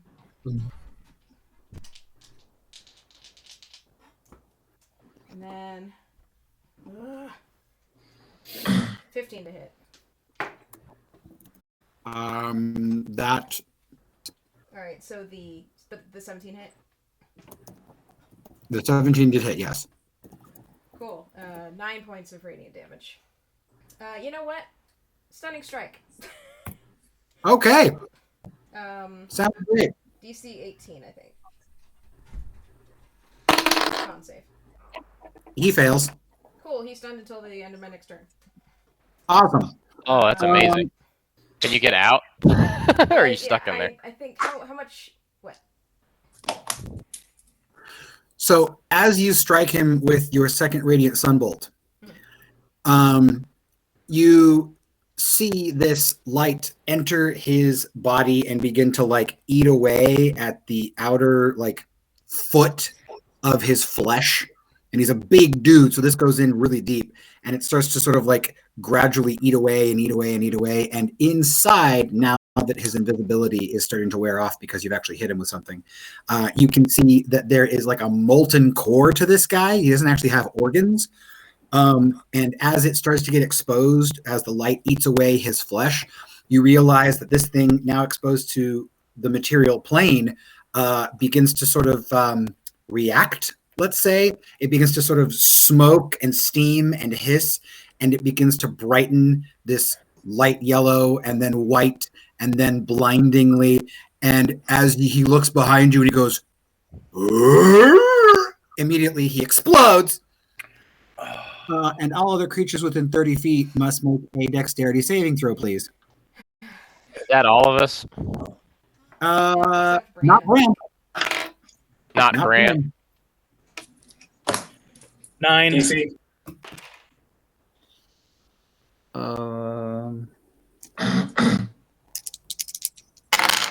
So I'm sorry, the DC was 17. Apologize. I said the word 9 out loud. I didn't want that to be confusing. I didn't make it either. DC was 17. 25 plus evasion. Great. So anyone who fails and doesn't avoid the damage entirely takes 5 fire and 8 thunder damage, or half as much. So 2 fire and 4 thunder on a save. Also, the explosion destroys Orthon, the infernal dagger he is carrying, and the brass crossbow that he was reaching out for. Also, the shockwave cracks all of the stones in the circle and obliterates the 2 that are closest to him.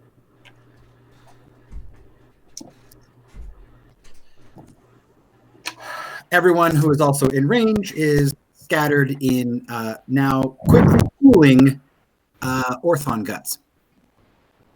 Is the circle gone? The circle is pretty shot. I have one bear with 4 hit points. You summoned all these bears just to get blown up and poisoned. Those bears got blown to bits. Well, and then your like spear thing killed half of them, and yeah, The bears Yeah. kind of, Going? Because I will they kind of stop look at that. you like, "What the crap, man?" And they sort I'm of dropping it on like, my to the turn, but side. it's still going. I do want to. I want to establish that I will back up quickly to get out of that radius of his. Yeah. Because I don't want more damage from that. Yeah, the sickening radiance. Yeah. Okay.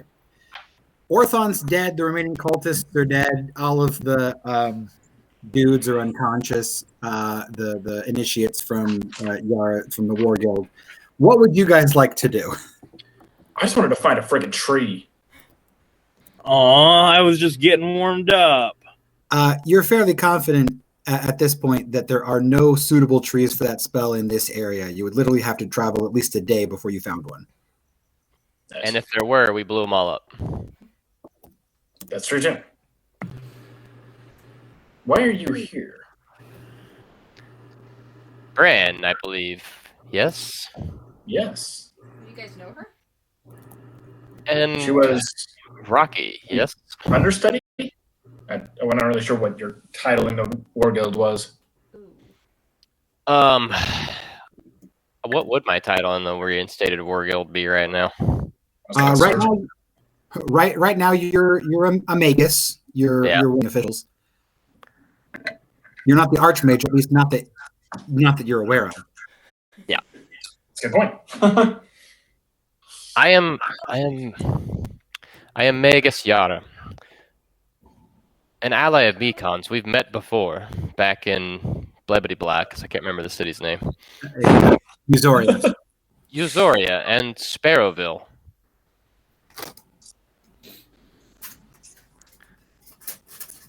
Where have you all been? We've Oh, you know, been everywhere and every time. Every win. There you go. Nice, Rocky. Every win, you say. We're still continuing our search to prevent the collapse of the world, but it's going. The Again, Several of the War Guild initiates are now audibly moaning and groaning as they remain unconscious. Oh, I thought they're all dead. I'll go. I'll- Can I go check while they're all catching up with their friend? Can I go check if anyone is like unconscious that needs maybe a medicine check? Sure.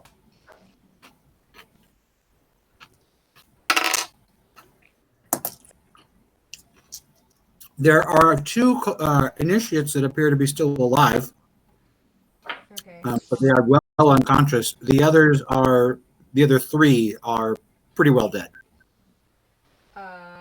I just remembered that I'm exhausted. I probably should not make medicine checks on these people. So I'll stand over them. I'll be like, hey guys, hey, hello, over here. Someone they're bleeding out. It's pretty bad. Come on, I cast mass healing word. that works. Right. So the two that were still alive but unconscious now wake up, blink, look at each other. They sort of look around, stand up, and go, "Hey, we survived! Yeah, that was so cool! talking about those two again. Whoa! Those two lived. I Great. still have much to teach you both. That approach was highly undesirable and untactical. We came at him though, like strong. We were awesome!" And they high five. Okay, you shush. And why are you here? The tribunal. Not you. Not you. You are not allowed to talk. What?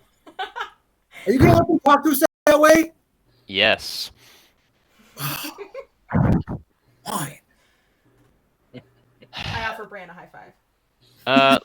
Correct me if I get any of this wrong, but The tribunal sensed that there was a disturbance in the warp. There's been an anomaly. Yes. The chrono field has been affected. I don't suppose any of you know anything about that. I didn't know what a chrono field was, but we may have tampered with time. Is that the same thing? Do I know what the chrono field is? And I feel like I think I'm just making it stuff wouldn't be part of my purview.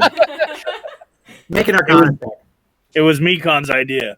If it's Arcana, then I honestly wouldn't with my background. Probably not. Yeah. You wouldn't understand that term for sure. Yeah. So more bad things are happening, and you guys came to stop this. No, this was unfortunately a moment of unpreparedness. We sensed there were some weather anomalies up here and decided to investigate while we were in the area. They were supposed to be caused by like cultists or whatever. That's totally a thing. Any like old rituals and stuff, or like they totally affect the weather patterns. But it wasn't this one. Well, I mean, yeah, this is a ritual, so yeah. I mean, was there any unseasonal weather nearby? I mean, these guys are doing pretty good considering like half of them just died, so they're in quite good mood. They're part of the AP crowd, man. The other side were like newer. Yeah. Yara has been doing some recruiting, so I also came to help. May have a lead on the location for one of the power stones. Oh, well, fantastic. That's convenient. We were just talking about that. But I think we should probably wait until we've gotten someplace safe. I don't know if there's any more of these blood worshippers nearby. yeah, like this was the only one that we knew of, but like there's always more. They're like cockroaches. They just chill out. Sometimes when you leave out like a really good steak to like air out or something, they come you out. stop him? Boss, I don't like him. I'll just put them in an odalic sphere and then start rolling them as we start talking. Oh, I like her. That's amazing. I love it. Okay. So did the portal close after It got out. Orthon died? I mean, what you see is charred earth as like molten fiend guts are now sort of like burning the landscape. But yeah, you don't see any holes or anything. All right. We hadn't heard any progress reports, and messages had stopped coming in from Mekon some time ago. The tribunal was getting worried. The council is starting to falter in its already shifty alliances with the various factions around Athanasia. Ooh. We're still waiting for reports to come back in from those we've sent out to counter the forces of Shadow, and that's the Corvians, but things have been difficult. I came up here to investigate part of the Chrono anomaly. Who is the head of the Chrono Guild or whatever? His name's Tempest. Thank you, Silent Spell. Tempest. Tempest could definitely tell that there was something amiss, but Yeah, dude, she got you again.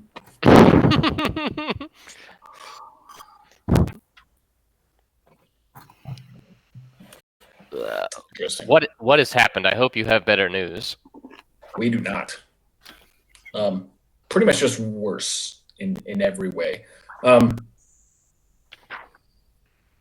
do you Everything mean? has gotten worse, but basically we just need to find the stones to end this. That seems to be the only end game that we can conceive.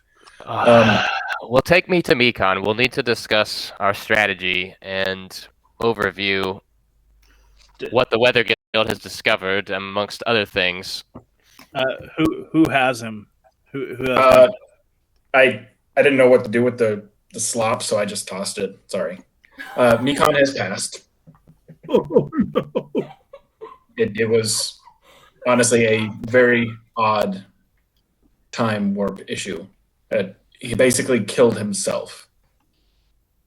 It was quite odd. And quick. Like whoa. He went quick. Sorry, you missed the eulogy. Let us get back to town. This is terrible news. I cannot. I need a moment. She just walks ahead and stops talking to everybody. Oh.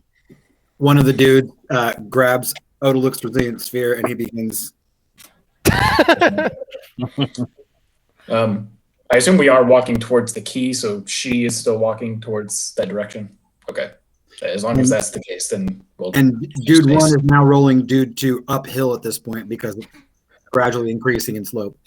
Yara looks pretty taken aback and distraught by this news. So she's not really quite sure how she's. It doesn't look. You don't know how she's processing it at this point, but she looks rather upset. Can I look through the bodies of all the dead critters that are around and see if there's any takeables? Sure.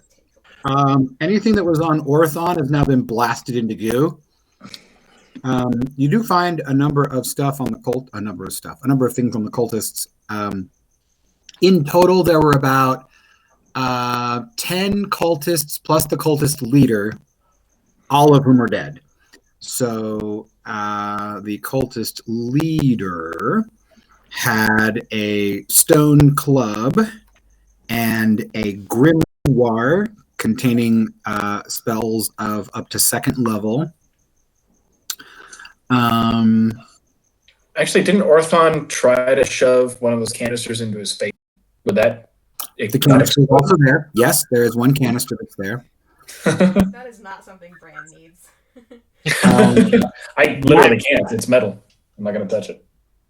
That canister, I will actually give you the readout on that. Which one do you want it? Not me.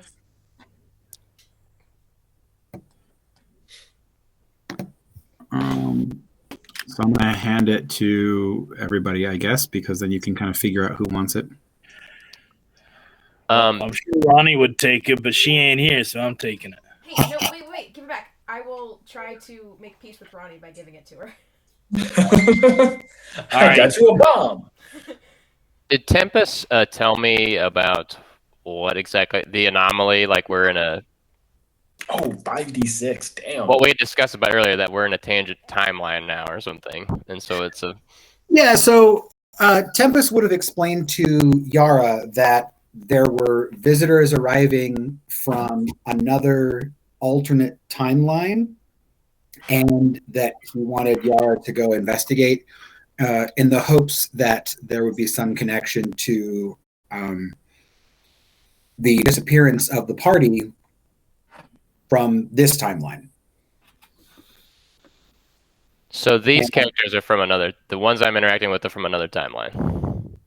Correct. You, Yara, are native to this timeline. Correct. The characters that you are interacting with are not. But they've also disappeared from this one.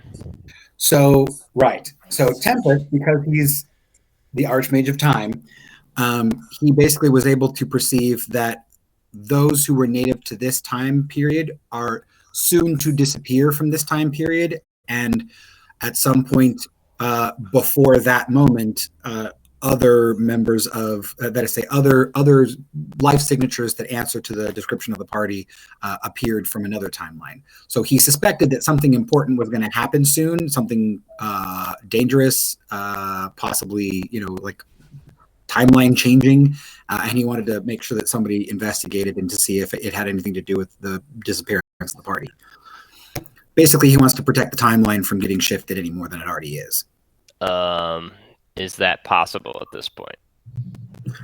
I mean, if you had this conversation with him, which you probably would have, his conjecture is that if they are from a timeline that is not very distant, not very far of a branch, it's possible to maintain the integrity of both timelines with the other party in it. That being said, there's no way to tell where the party from this timeline went and whether or not that branch is going to be maintained. However, he was able to identify for you that there was one member of the party in particular that did have very few, but also very significant effects on this timeline. Okay, I know out of character who that is, but not in character, most likely. Okay. She just looks really distressed right now, and then I'm kind of wondering if I should explain to them what's going on, or if that risks tampering things more than we're already dealing with right now. I'll see that she's distraught and go up to her in my most polite manner. Look, I understand this is all messed up, but if you need to go back and handle things to fix everything, since you are effectively the leader of the War Mage Guild, I understand. We believe that finding these stones is the only way to fix the world. We would certainly like your help. She kind of snaps back a moment and then starts thinking about the gravity of the situation and says, well, then we have an important decision to make immediately. The anomaly surely has to do with all of you. I don't believe you are from this particular timeline. You've switched places yourself, native to this timeline, and they are now in your place from whence you came. So whatever you've done, for whatever reason you've done it, you appear to have swapped places. There is only one me. There is only one river of time. But there are many tributaries in the river of time. Dude speaks up. He's like, yeah, it's like a delta where, like, at the edge of the water, it disperses. See what I got. And then after, like, you fold it back, then, like, you're trying to resist, like, the river, which is, you can't do that, right? Like, not with your hand. Thunderclap on that. Yep. That's gonna be You just thunderclap the sphere, like, ah! Just go flying. So the guy that it was silenced inside of the sphere now has nobody to hold him up on this elevation, and he starts rolling down the hill. And then other dude gets thunderclapped and, like, knocked back 5 feet, and he just goes, oh, boss. Oh, I think I hit my nut. Oh.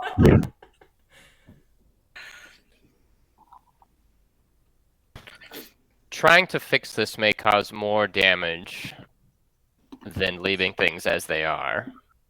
But I suppose a lot of you need to decide if you're going to go back to where you came and see if we can swap out your counterparts, or we just decide to keep going as is.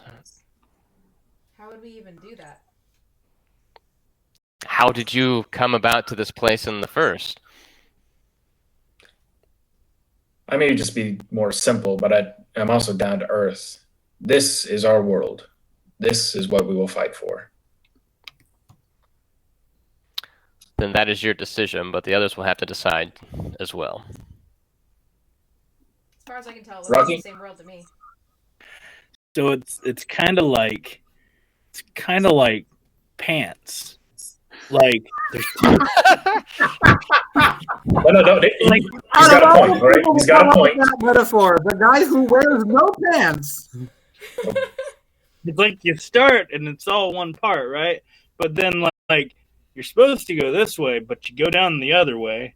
I mean, I've seen you guys getting dressed. I don't know, but I mean, we stay here, but we're over there. Won't it just work itself out? It should. As I said, the hour is late, and finding the power stones are critical both here and there. So you should have the same capabilities. I don't see any issue with it. I'd have to I am, of course, no expert. I spoke with Tempest, of course, and he was able to sense that something had gone awry. Clearly it has, but I'm afraid this is a bit out of my depth.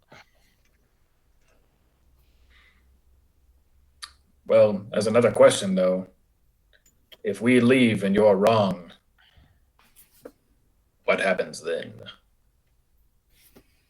Was that dramatic enough? That was pretty dramatic. That was pretty good. Very nice. Then we doom both. Well, let's not do that.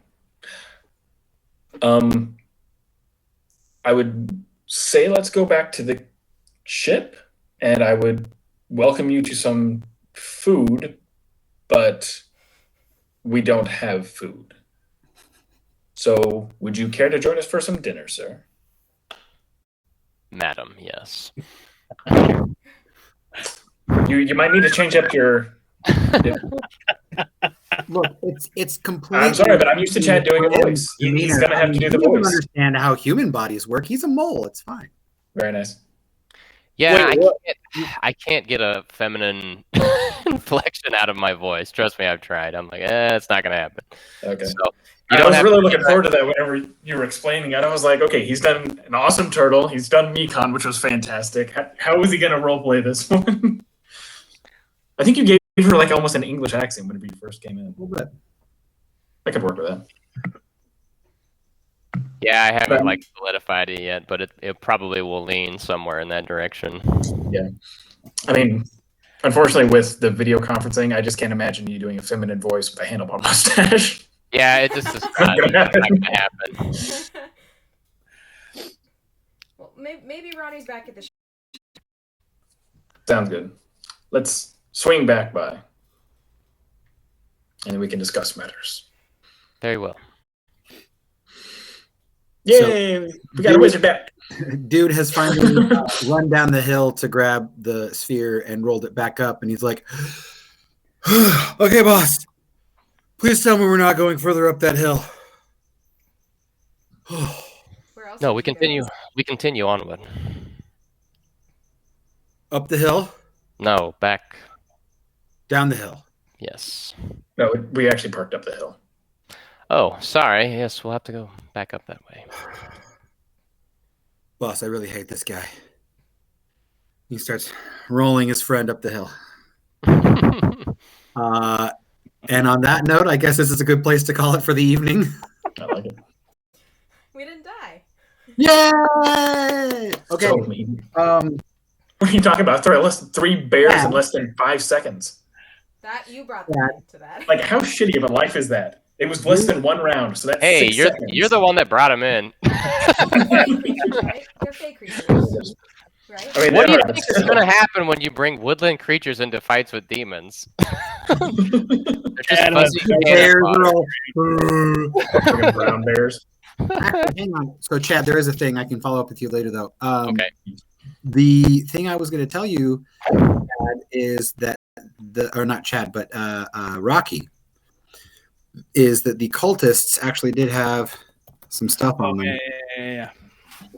So each of them has a silver dagger. And how many were there? 10? 10 cultists.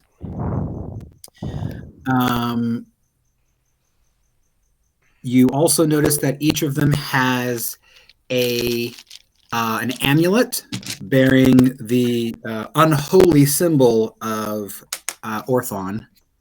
Was it Orthon? Yeah. Yeah, Orthon. Which is that sort of demonic-looking skull with the 2 tusks coming out from underneath it. Yeah.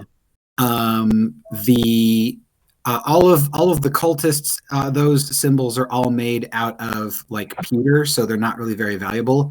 But the one that the big boss was wearing was silver. And then the dude, the big boss cultist leader, had his grimoire with the following spells. I will post that for you in the chat or in Messenger. So if anybody wants to use those, you are welcome to do so. Okay, there we go. And then Yeah, they're wearing your typical sort of dark clothing, robes, and so on. And collected between them, they do have some money. We're going to say this times 10. So they have a total of 111 gold. Nice. Hey, Chad, do you want that grimoire? I mean, I'll take it. Pretty small potatoes, I think, for what you can do, but Is Yara a wizard? Yeah. I'm specifically have taken the war school, which is like a new thing in Xanathar's guide. But it's like a mishmash between abjurers and evokers, so I'm not really good at either, but they get some It's versatile. they get some really nice crap, and I have to say I have a ridiculous initiative bonus. Like ridiculous. What is it right now? Let me look. So get this, I have a plus 14 to initiative right now. And where does all that come from, Chad? Tactical wit gives me a bonus equal to my intelligence. So there's 5. I have an 18 dex, so there's 4. And then I have the alert feat. Mm-hmm. Huh. So yeah. Yara is R2G. well, we know who's keeping watch at night now. You girl. But arcane deflection and tactical wit are like bomb dig, but those are like really good just by themselves. Nice. So what I was going to say, Chad, is if you have access to Tasha's Cauldron of Everything, I you don't, but I look can look up stuff on it. I can send you the rules if you'd like. Basically, you now have 2 sidekicks that are half your level. Oh, they're not gonna be. They can be janitors on the key. Do I have to? Look, you can give them miscellaneous jobs around the ship if you want. I made her like a no nonsense. She used to be like a soldier, and that's how she got used to war wizardry. And I'm stuck with these like undergrads. I mean, you're not wrong. I would rather have what's her face, the skeleton. Yeah, no Well, joke. He still theoretically exists. Sparrowville is still a thing, so. Weren't we gonna go back to Sparrowville at some point and check on the recruiting Well, that's going on there? It's unfortunately going to be in disarray. So like the weather guild needs a new archmage now. So that's a thing that I have to figure out. Oh, actually, now that I think about it, yes. Yara is actually the archmage of the war guild. She's the war archmage now. Yeah, there were no others. I'm like the last. He was of the one everyone's specifically sanctioned to restart it. Yeah, thanks to Mikon. So that's why she's really pissed he's dead, because basically she owes her life to him at this point. Yeah, she got a fresh start on her career, and he's now gone. So, but yeah, this is quite a mess. I think my understanding though is essentially we could try to undo this, but it's probably more trouble than it's worth. Well, so far the only difference seems to be a lady in the town. Yara, there's going to be very little difference between this Yara and the other Yara because of how things went down, but certainly there are differences. We go ahead and end the stream since we're done. Oh, very good. See you all later, everybody. Bye. We'll see you in a week.